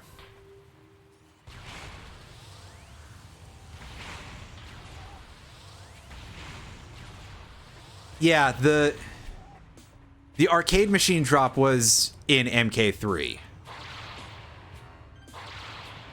MK3 is where they really did kind of start getting very silly with a lot of them in general, too. Like, I think probably at least on some level that when it comes to MK3, there's at least some people who are like, wow, okay, you gave Cabal these hook swords, and you didn't just have him gut somebody like a fish. And so that there may have been at least some level of it being like, you could have done so much more, and I get it, but I digress. Anyway,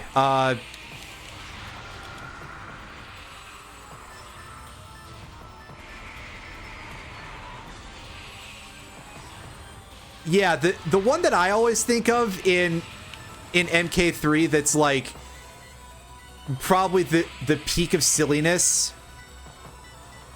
right next to the arcade drop one, which I actually quite like.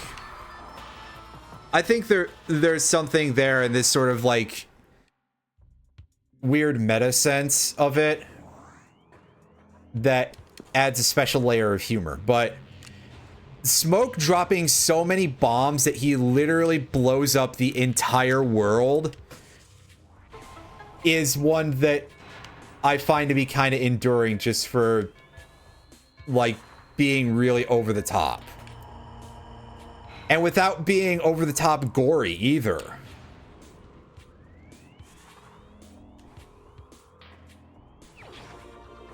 Oh, there's our thermal visor, so that puts everything that requires the conduits actually into logic.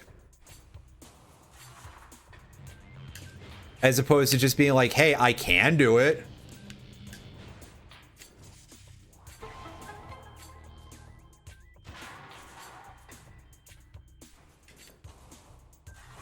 Well, what? Hasn't that ever happened to you where you've just, like, had your head disappear and you just keep screaming?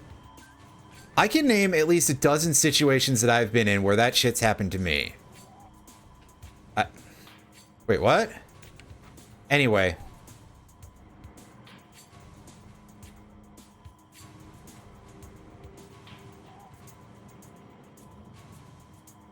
Yeah, I seem to recall Aaron Black had a really good one in MKX.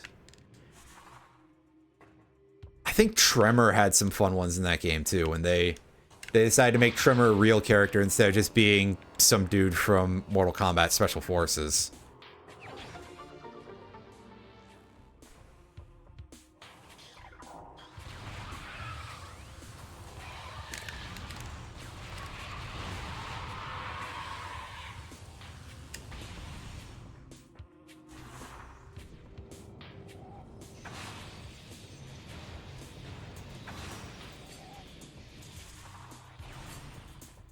But I think probably always the one that's going to stick in my brain a certain way is going to continue to be the Quan Chi one from his first appearance that was later reprised in MK9, where he just rips the other fighter's leg off and beats him with it over and over. And once again, I think the original version of it is a little better because instead of it ending in like, oh hey, yeah, here's a burst of gore and the other fighter dying, which fair enough, but also I think him just going going for so long that it fades out. There's a certain sort of like, he's not stopping, is he, to it that I find a little bit more fun. I'm kind of sick in the head, maybe, but I think I've definitely done enough things that would make that apparent that have nothing to do with Mortal Kombat.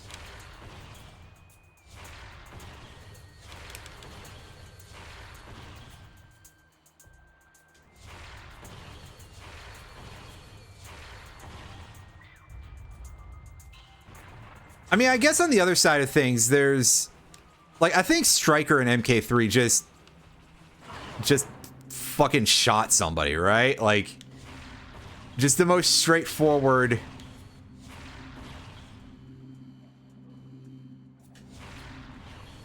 Ultimately, kind of an effective statement in its own way, but we're not here to talk about that.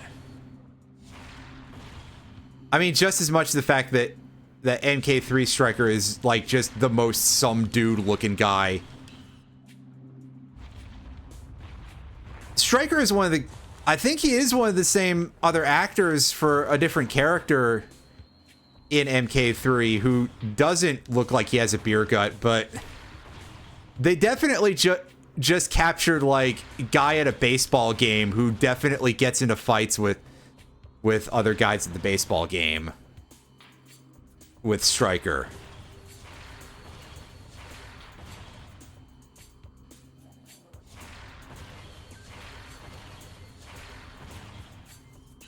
But yeah, you know, nice, simple, effective, no frills. He just, you know, especially because there's already enough like crazy over the top shit. Let somebody else do that. Let him be the one who just does something fairly simple.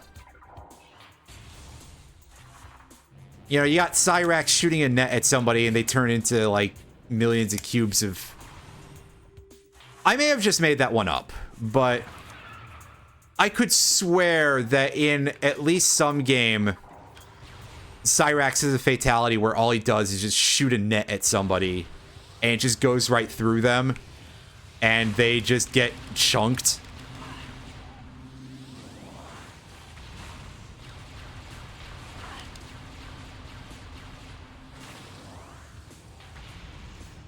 Yeah, UMK3, well, Ultimate MK3 kind of has like really fucked balancing in general, if I recall correctly, but that's definitely where they turned Cyrax from being, or Cyrax, pardon me, where they turned Stryker from being just really strong into being like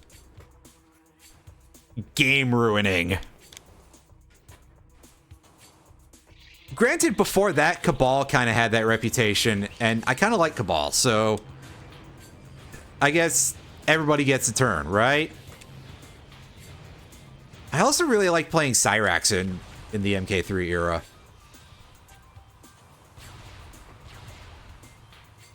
I liked the technicality that was involved with juggling the multiple bomb drop abilities and the nets and stuff.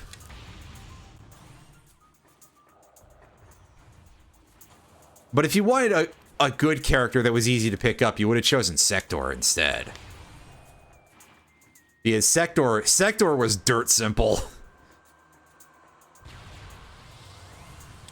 Oh, okay, so it was a later one. I figured as much because that sounded a little bit of a thing that would not necessarily translate as well into digital stuff in the mid 90s, not without having some like really killer processing power. That definitely sounded a bit more like an MK9 one, but yeah.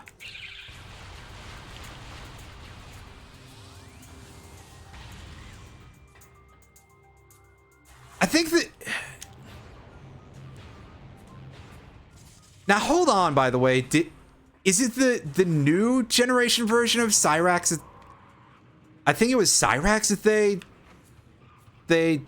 they gender swapped. They Rule 63'd. Like, I think Cyrax is the robot who's a girl this time in whichever universe change. Yeah.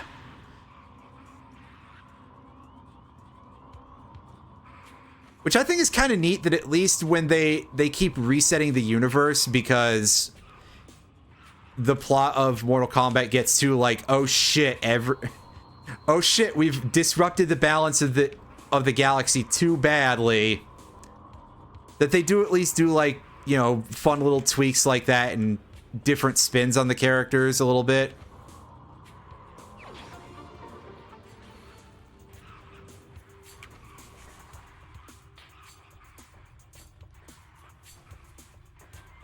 That's pretty good.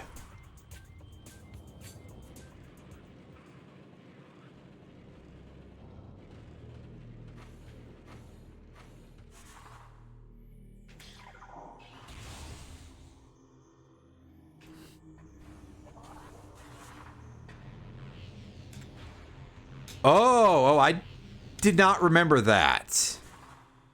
I thought it was just Cyrax, but I haven't played any Mortal Kombats after MK11 yet. I just haven't gotten around to it and don't own them yet. For that matter, I haven't really played much of MK11 either, but I do own MK11 on the Switch, so... yeah. I have a way of playing that won't involve my computer exploding. I mean, I could probably play it on PC and it wouldn't make my computer explode either, but I'd have to get a copy of it on PC then. I also have an arcade stick for the Switch, so I can play that stuff on an arcade stick. Hooray!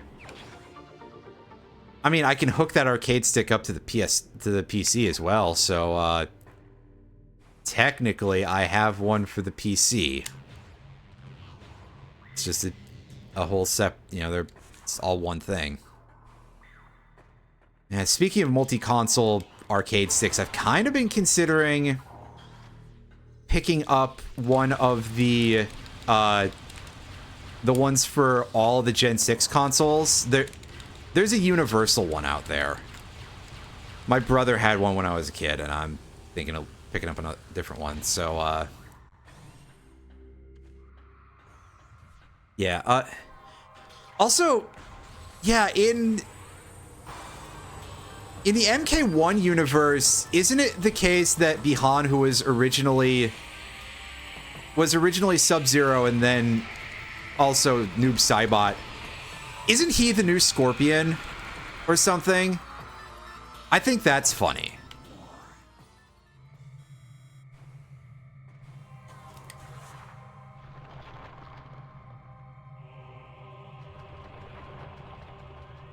But also, if I recall, there's just an absolute shit ton of characters. Oh, okay, so he's Kuai Liang, sorry. There's an absolute shitload of characters in that version, in that universe, though, if I recall correctly. So whatever I have to say here is maybe only part of the information, but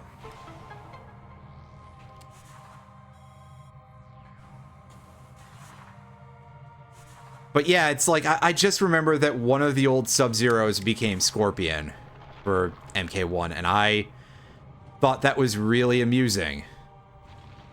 This is a plot thing.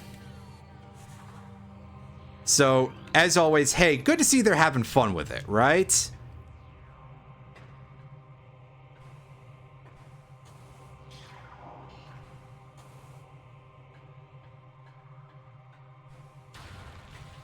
you may be one of the most infamous violent video game series of all time, and the plot may be deeply convoluted, and there's probably only so many people who are truly that invested in it because it's a fighting game, and it's also this fighting game in particular.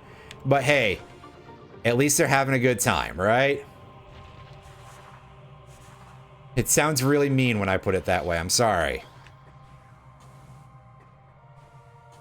But I definitely think there's a very noticeable proportion of the audience that is there primarily for the things that Mortal Kombat is most famous for.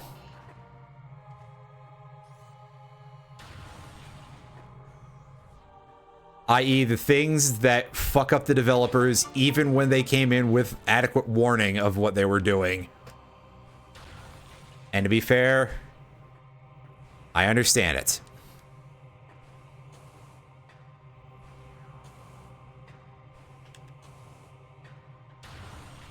I honestly kind of don't.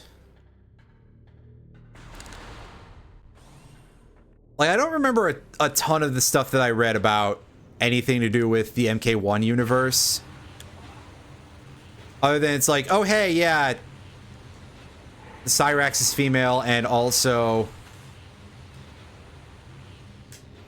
one of the old Sub-Zeros is Scorpion now, which, again, I like that, but I didn't dig into it too deeply.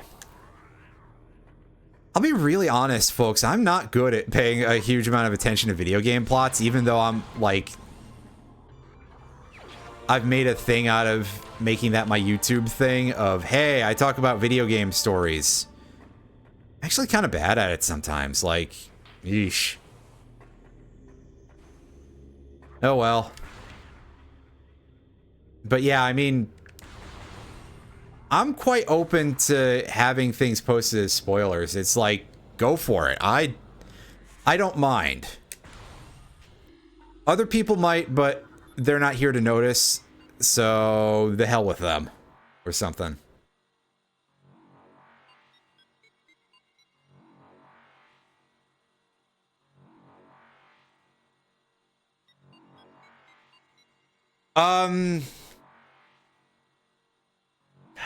I think I did, but I don't remember what was the deal. Is she like the ruler of Outworld? This time?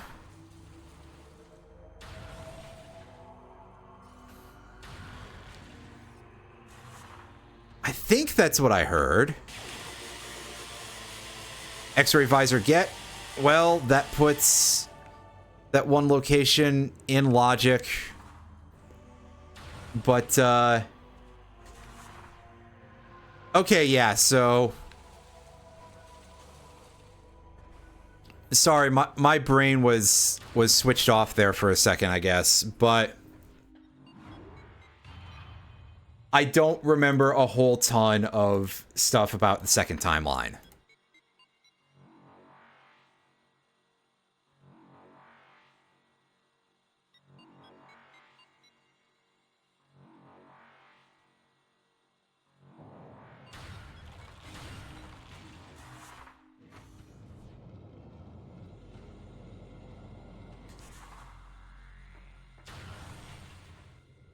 The one thing I seem to remember is that, like, she was in all three games. She just wasn't playable in MK10.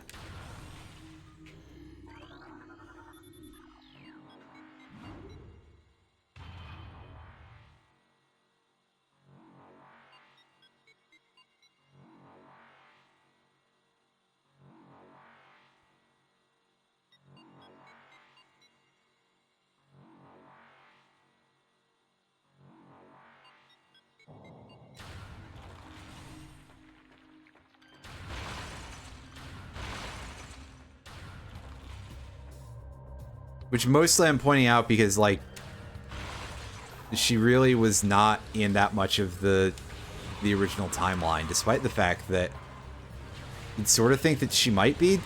decently important at least. Anyway. Let's go get the item over here.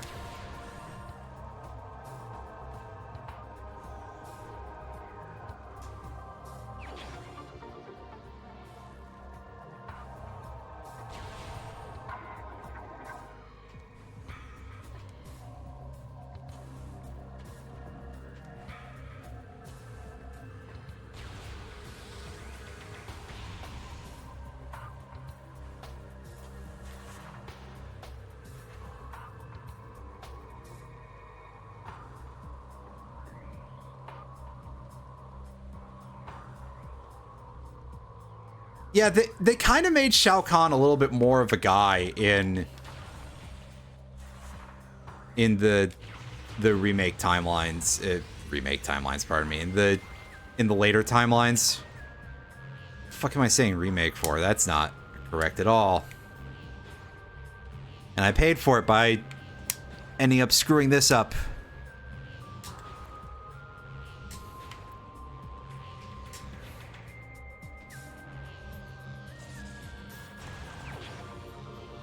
Hey, nice powerbomb X-Pack. So if I had powerbombed into that as a fool, it would have worked. But yeah, I don't remember a ton about how Shao Kahn was characterized, other than the fact that he definitely seemed like he was much more of an actual guy as opposed to just, well, how much of him you saw in the old 2D games.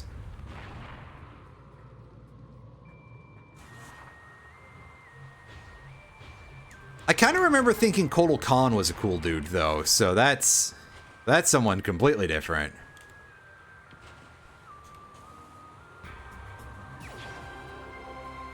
There's our artifact for the region.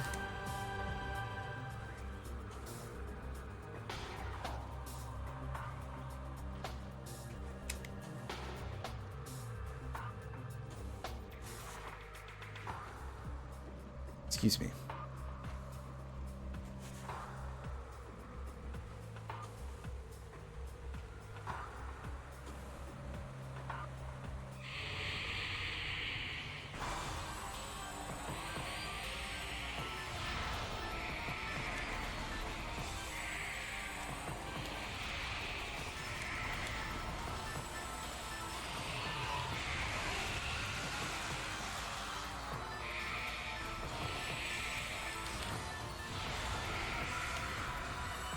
Plus, and this is like probably an odd side bit here. I do like that they're using some of the later era characters, i.e. later era of the first timeline characters. Like, once you started getting past MK4 and stuff, because it really seemed for a bit like they were not going to acknowledge the existence of anything after MK4. And I would understand why, but it was neat to see that that changed later on. I mean, hey, because they also just continue to make some more new characters in MK10. And I mean, I like Kotal Kahn, I like Aaron Black, and Devora was her name, right? The weird bug lady.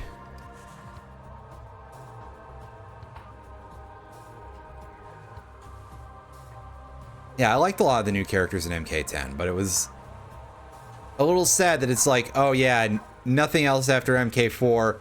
You know, they may not necessarily have had the best reputation, but they could have redone them. That's part of the thing that sort of remake is there for, right? Oh, hey, I was gonna say, oh, hey, get a load of this guy, but he fucked off.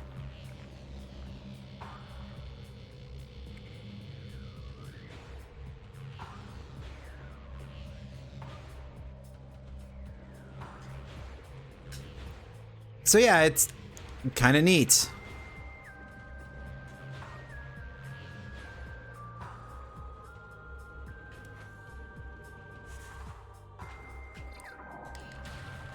But let's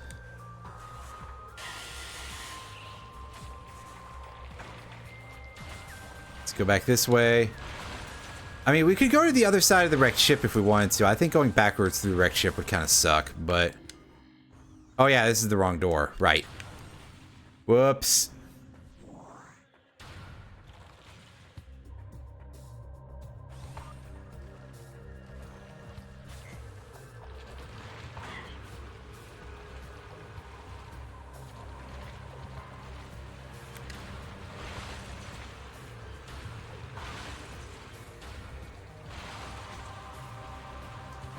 Also, like, I think they kind of have spent at least some time trying to characterize Baraka as being, like, a guy who's just trying to do good for his people. I may have been completely forgetting, but, like, he seems like he's got motive. And that he's actually, like, somewhat concerned about the rest of the Tarkatans. I've pronounced that name so fucking wrong. Whatever. Where's our... I want to go check our last 2 artifacts, because I know that one of them is in Talon Overworld Arbor Chamber, and the other one is at the end of the dog shit route. Well, dog shit route time it is. Let's go and get ourselves... hopefully enough missiles and Wave Buster.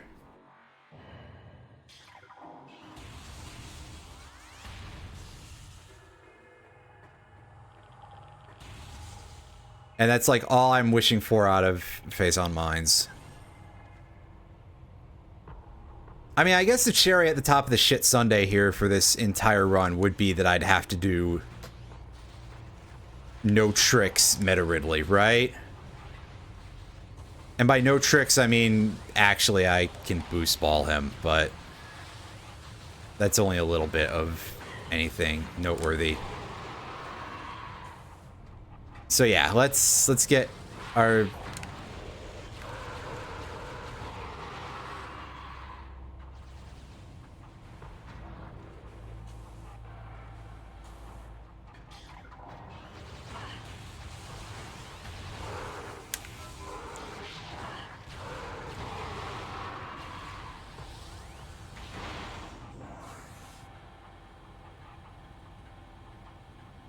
Yeah, that's definitely quite a gap.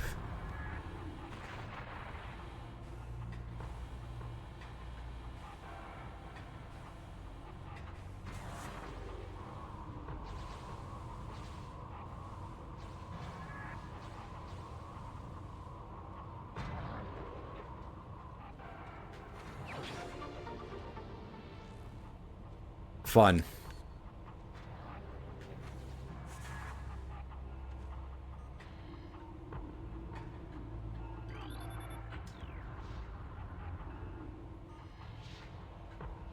Alright, so let's go to Grapple Beam Room, because we can do it this way. If I can shoot from the correct location, anyway.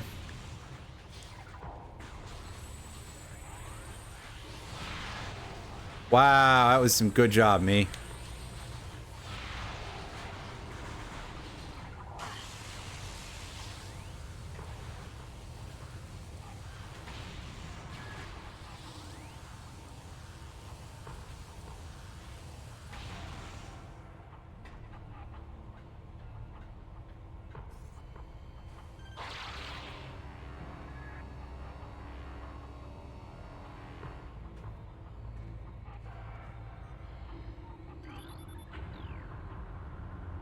Oh, I see. That's what that is. I thought so, but I forgot, so... yeah.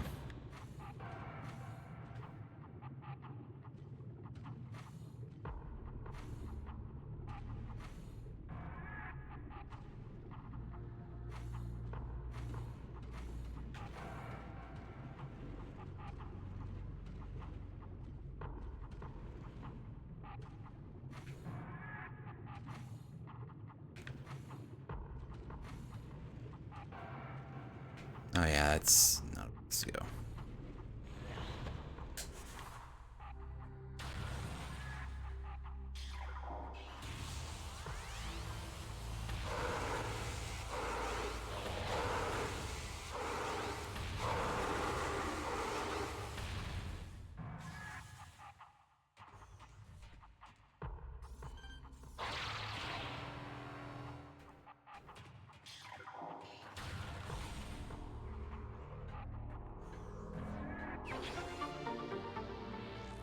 Oh, there's another missile pack.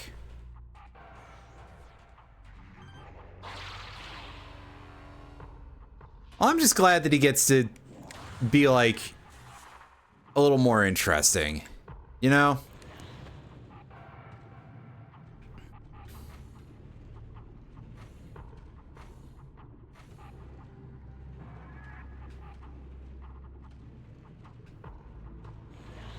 He didn't feel as substantive in the first timeline, which, again, I'm sure that it's like some folks probably barely noticed, but still.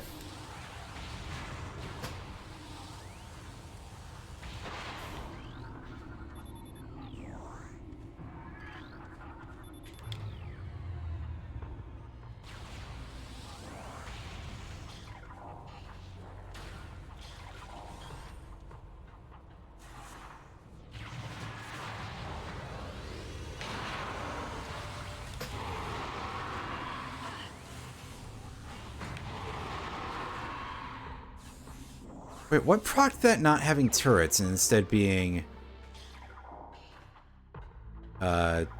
Shadow Trooper?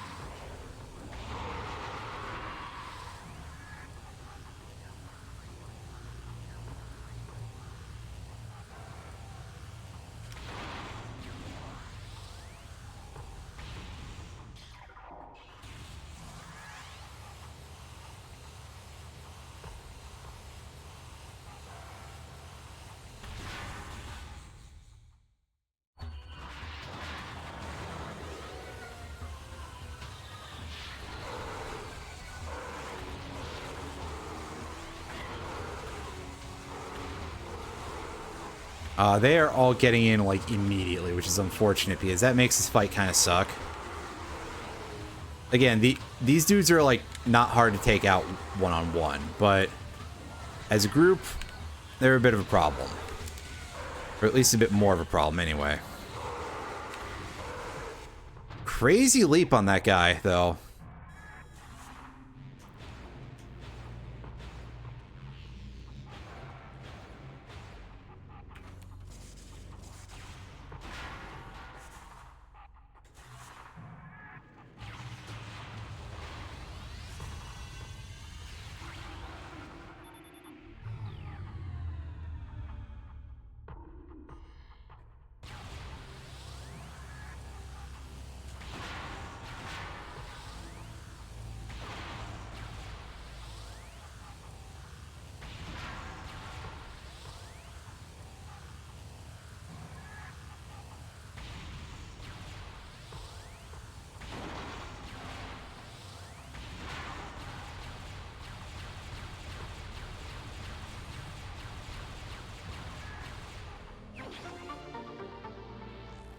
It was a bit of a hike for that missile pack, but oh well.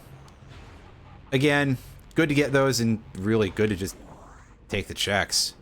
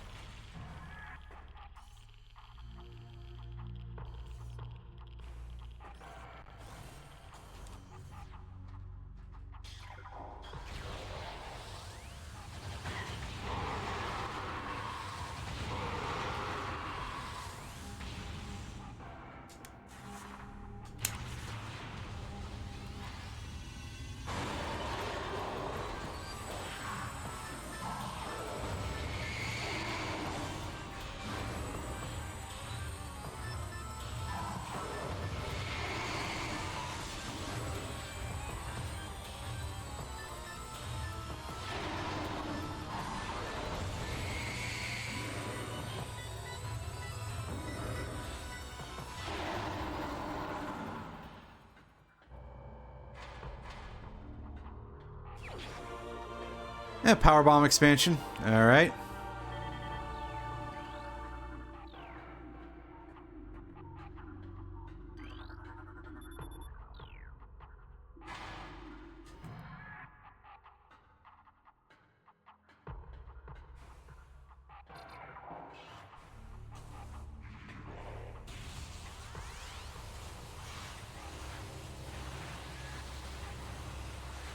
There it is, the universal constant of Mortal Kombat. The first Sub-Zero was a dick. I mean, fair enough.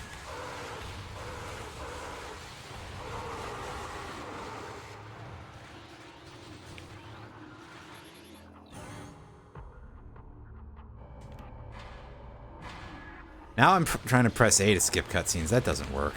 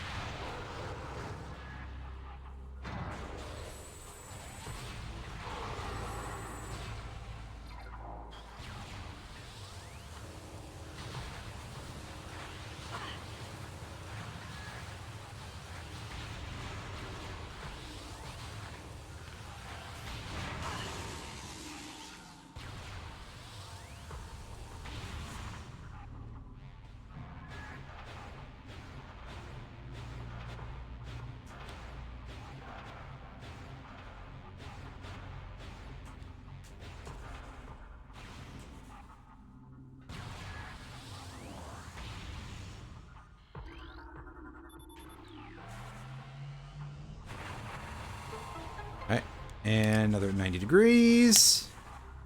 Pop out, and...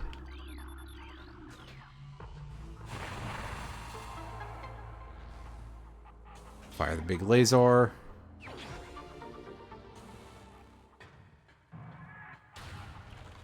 Grab that energy tank. And... down we go. Into ore processing. Whenever it opens up. Oh, right. This room is power troopers to start with.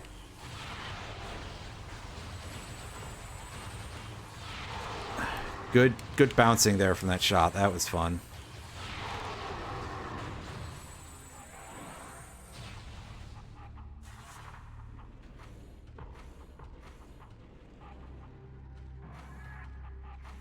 In there.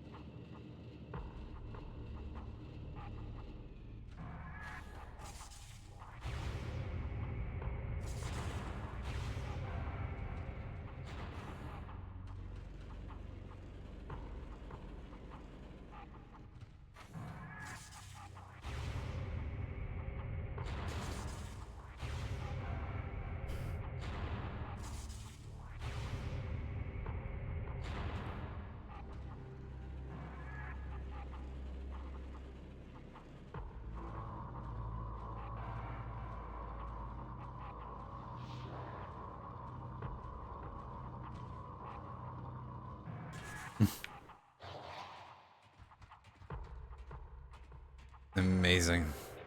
Oh, yeah, here we go. Here's where the other wave trooper in the room was.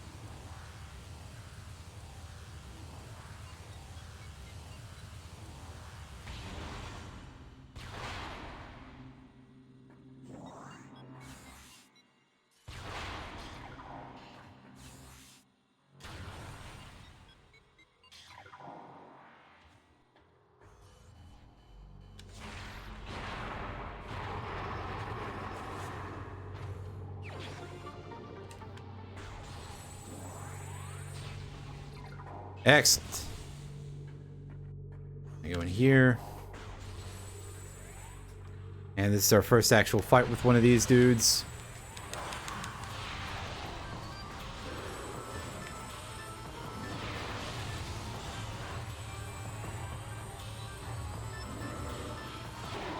It's kind of funny, actually.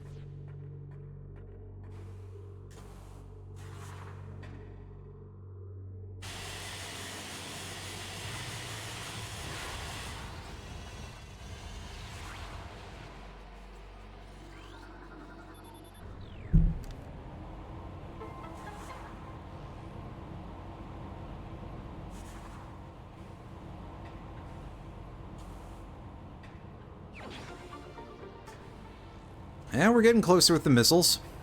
That's good.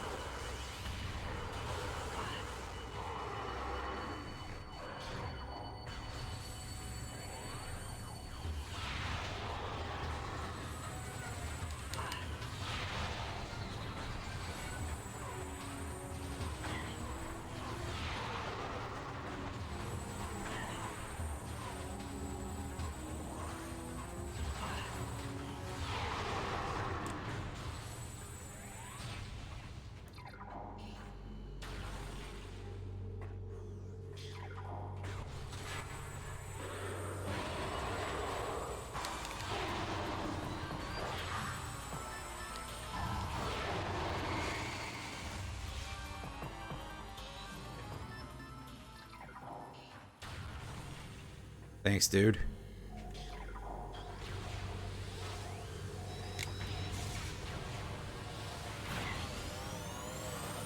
Yeah, 2 charge shots at that, and you're done, buddy. Dunzo, Dunzo. Dunzo in a sack. Let's go. Let's... Thankfully, we have enough energy that we won't die during this. Unless I play really badly. But I'd have to be, like, playing that badly on purpose, almost. Even with the fact that you're seeing there that getting clipped by that electricity hurts like hell, but...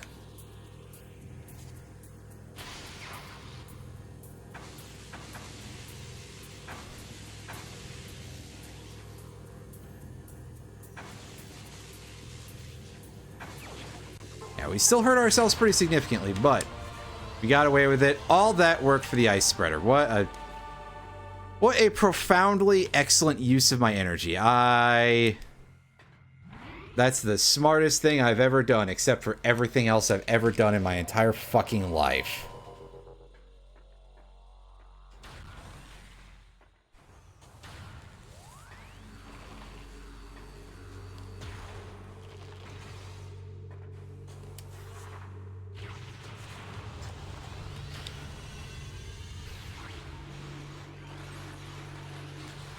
Oh yeah, I can't do that from here.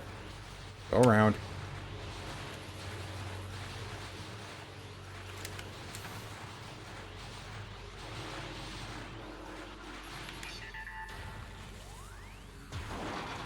Alright. Yes, yes, I know.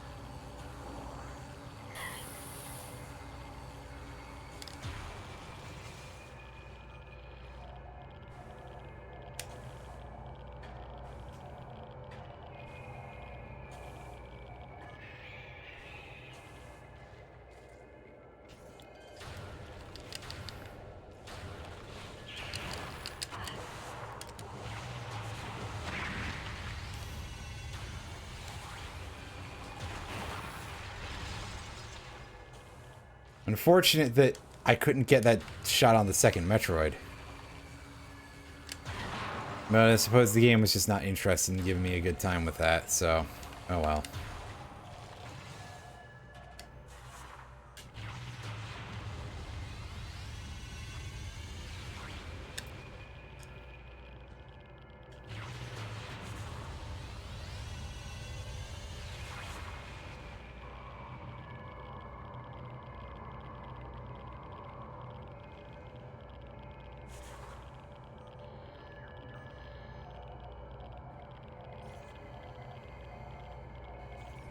Oh, shit. I really missed that. Wow. Good job, me. Take this thing out.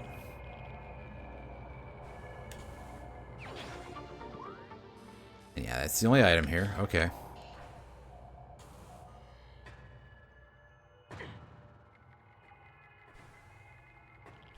Right. We have to go around the entire... this thing.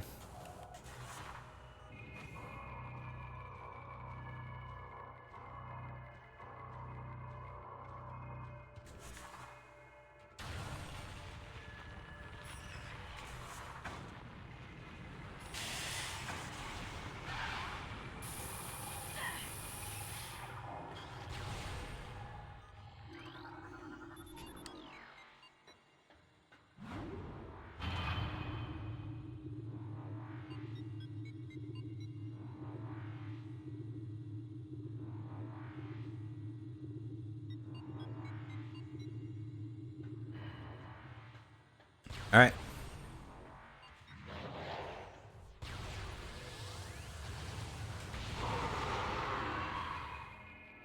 Take that guy out, and... grab this. Just slightly timely.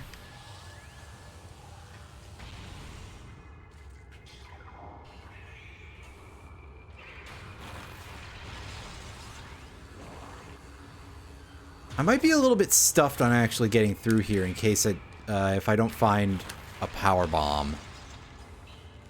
Because... yeah, I've used all of mine, I believe.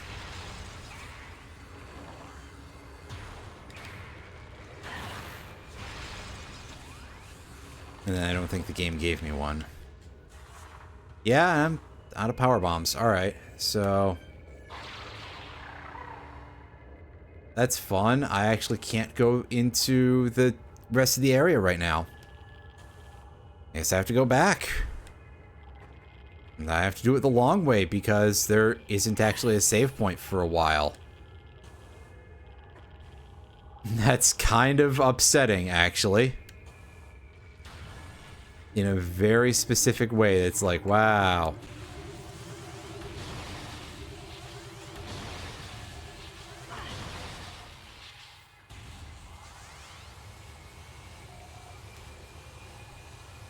Alright then, game.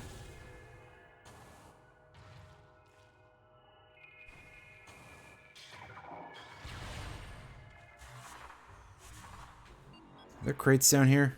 No.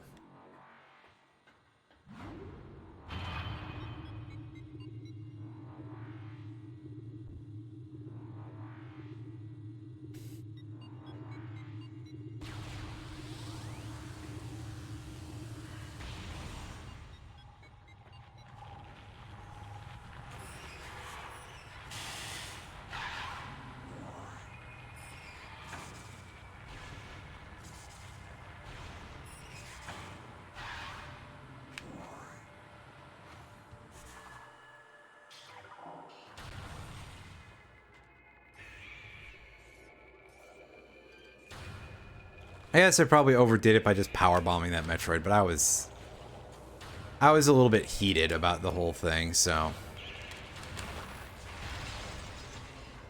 There we go. There's a power bomb. We should probably get like another one or two if possible. Depending on how the game is feeling.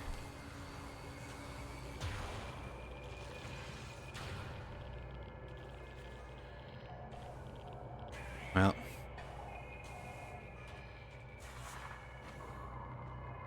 Whatever, I got 1. That's fine. That'll get me there. That'll get me into the room where we just completely died last time, that one time.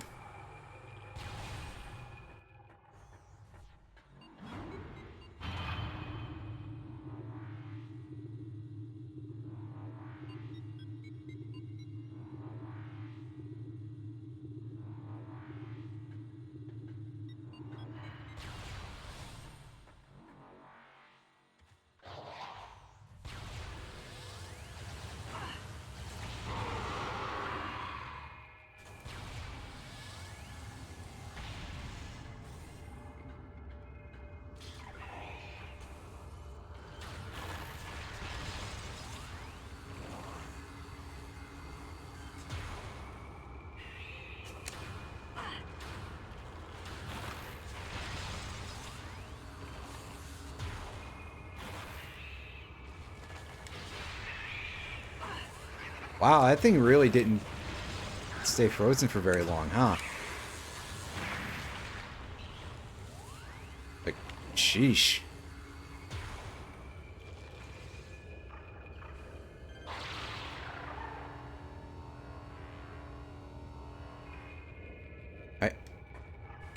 Really? I probably just didn't grapple when I was close enough.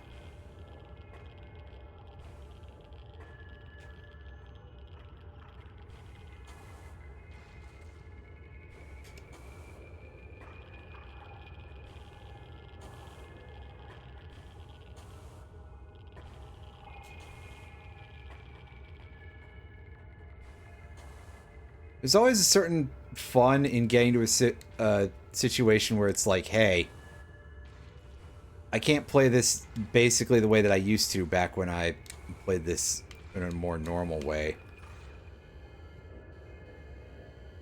I've run into a situation like, oh, I gotta navigate the floor of this room.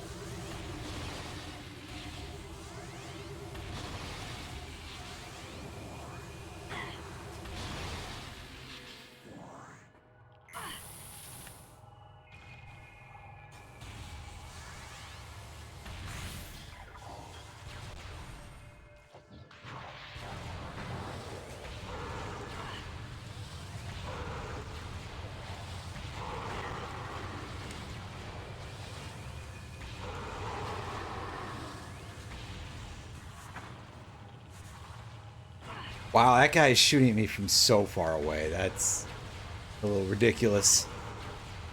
I was actually afraid that I wouldn't be able to land the hits.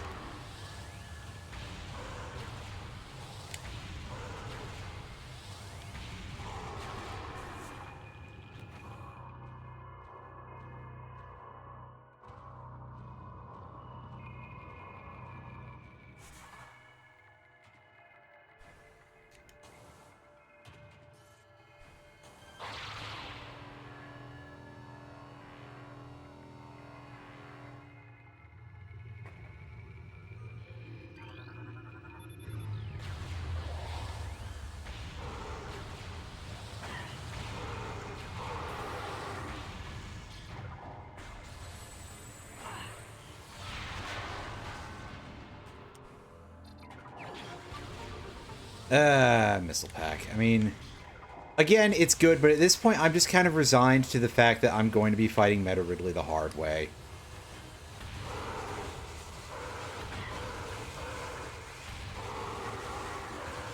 Because after I deal with the big fucking time waster, then I just warp back and I go to Arbor Chamber, which is very close by. And then I can basically finish the seed. It's not going to be sub 3 hours, not by a wide margin, but it was a terrible seed anyway in terms of my luck. And just, like, not knowing where to go in some cases for me, so... I suppose it has to happen eventually, once in a while. Where it's just like, this seed is not going to go fast. Because of all the backtracking you gotta do.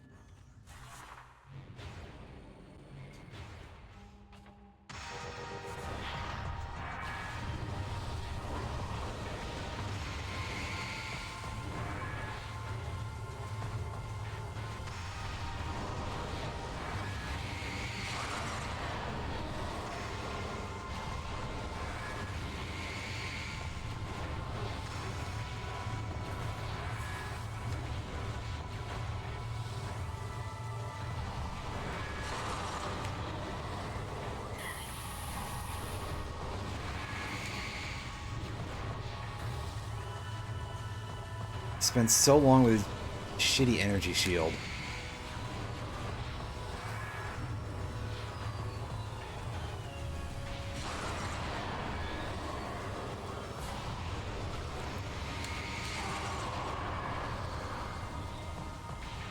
Alright, so what goons are you getting, sir?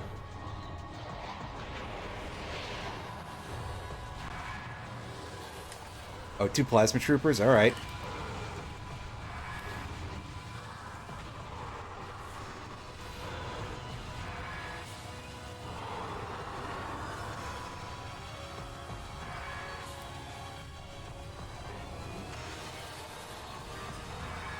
I heard a noise.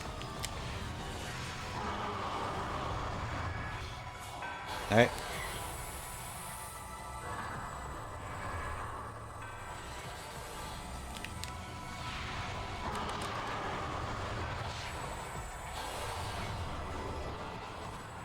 Fuck it, let's just deal with his little cronies real quick.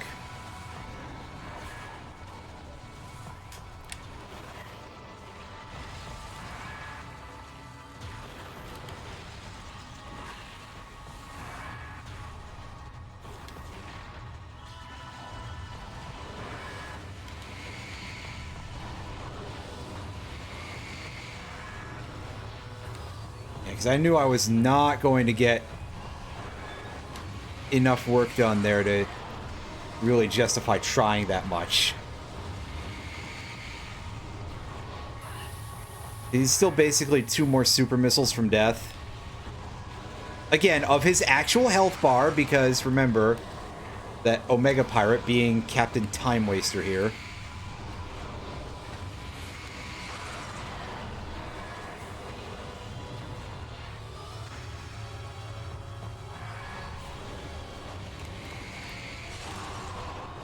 He's got a fake health bar on top of his real health bar.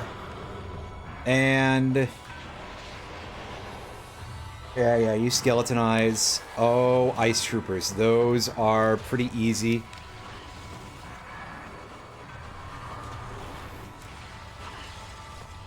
Hey, wrong button.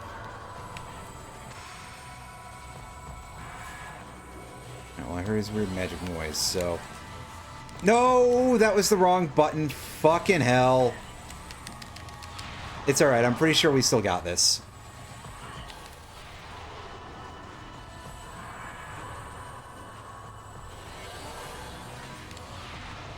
Get the fuck out of here, King Baby.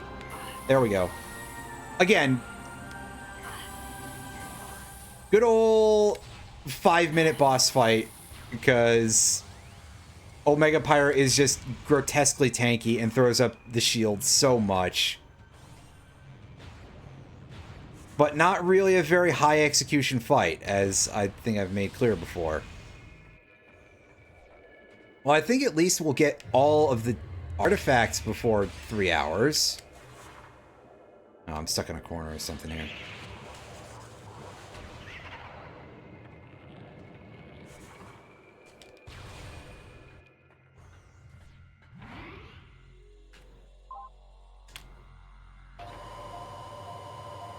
Did that count? Yes.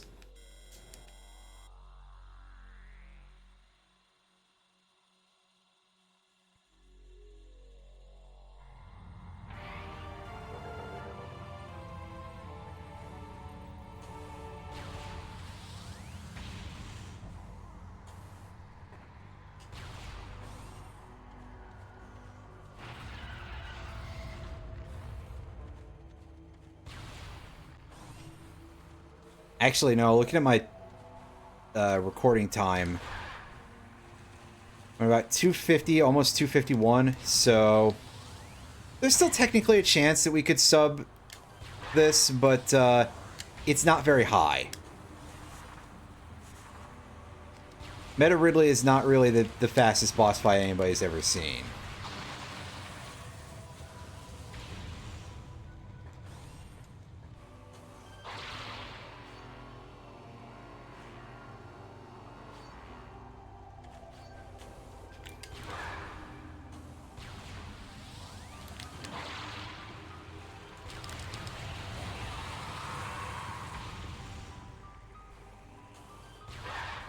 No matter how prepared for it you are.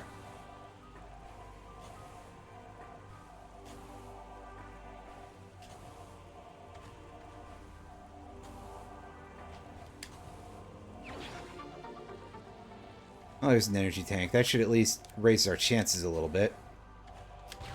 Not gonna lie, I was really hoping for Wave Buster. But that's okay. We got our Artifact of World, and that is number 12. And of course, I failed to properly retreat down the Arbor Chamber. Root Cave, whatever it's called.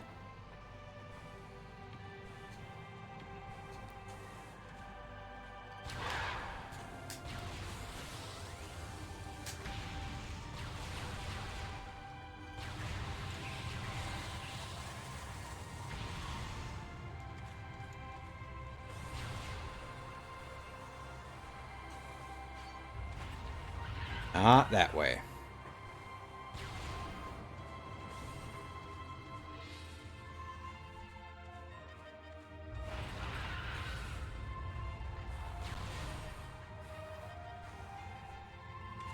And not that way either.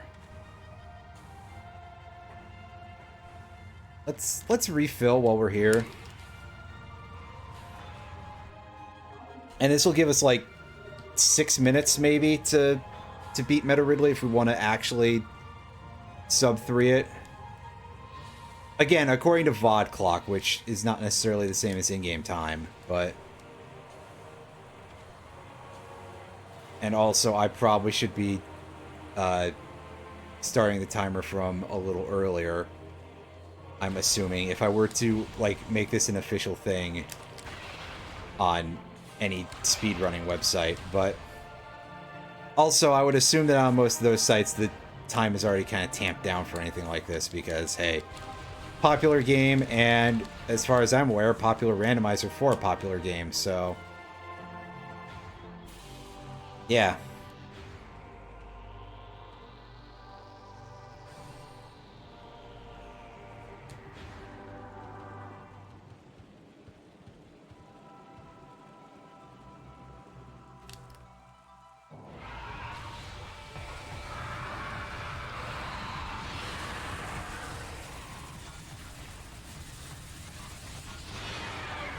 I'm confident in my ability to kill this guy with a reasonable quickness, though. Again, even with no taser, I'm feeling like I got a chance.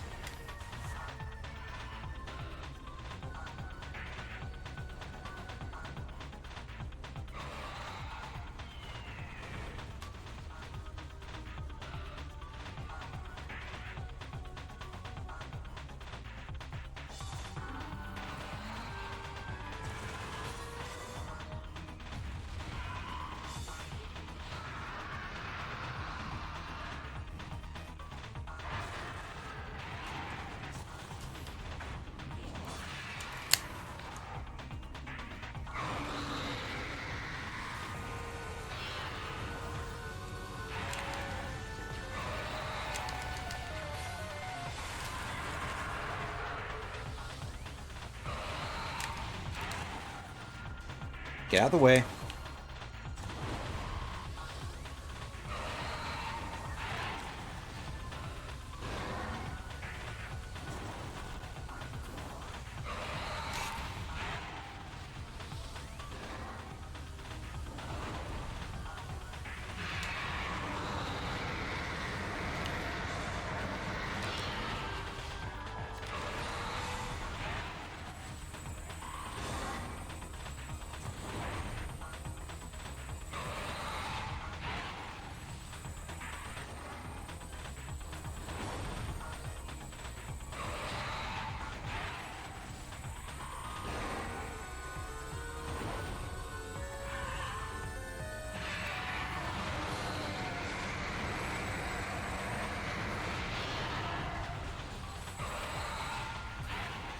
So I'm kind of curious if this, because this has like a homing property, if that'll do anything when it's...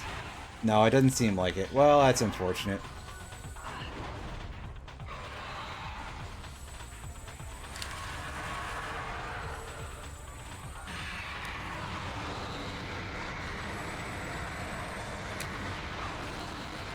It does get a little bit worryingly tight.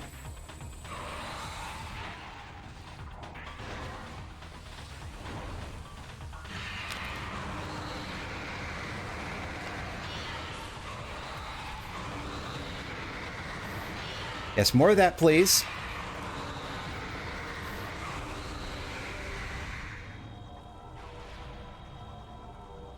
Oh, it's sub 3 hour. I walked into the beam at 2:57 on the VOD. So... And there we go. That's the start of the credits at 2:57:13. So even if you count in the part that I, like, basically for me doing the first input of selecting normal difficulty all the way up to that, that is definitely not 2 minutes and 43 seconds from the amount of time that was cut off there. That is definitely a sub 3. If I was just timing it appropriately, like maybe I'd be able to be like, hey, yeah, take a look. I can show you that it's less than 3 hours. But what I can do is I can end the VOD recording at less than 3 hours, and then that'll be up on YouTube, I guess, as a proof of it, and that'll totally matter. So where's... Okay, so the power bomb was the last time that we didn't get at the dynamo. That's interesting. Phazon suit is in that area. Wavebuster was in Chapel of the Elders, which is, I think, on Wavebeam, funnily enough.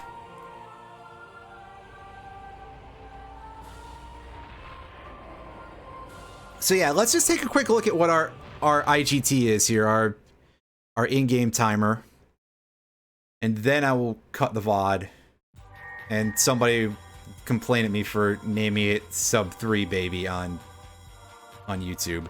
Yeah, 2:30 according to the in-game clock. Wow.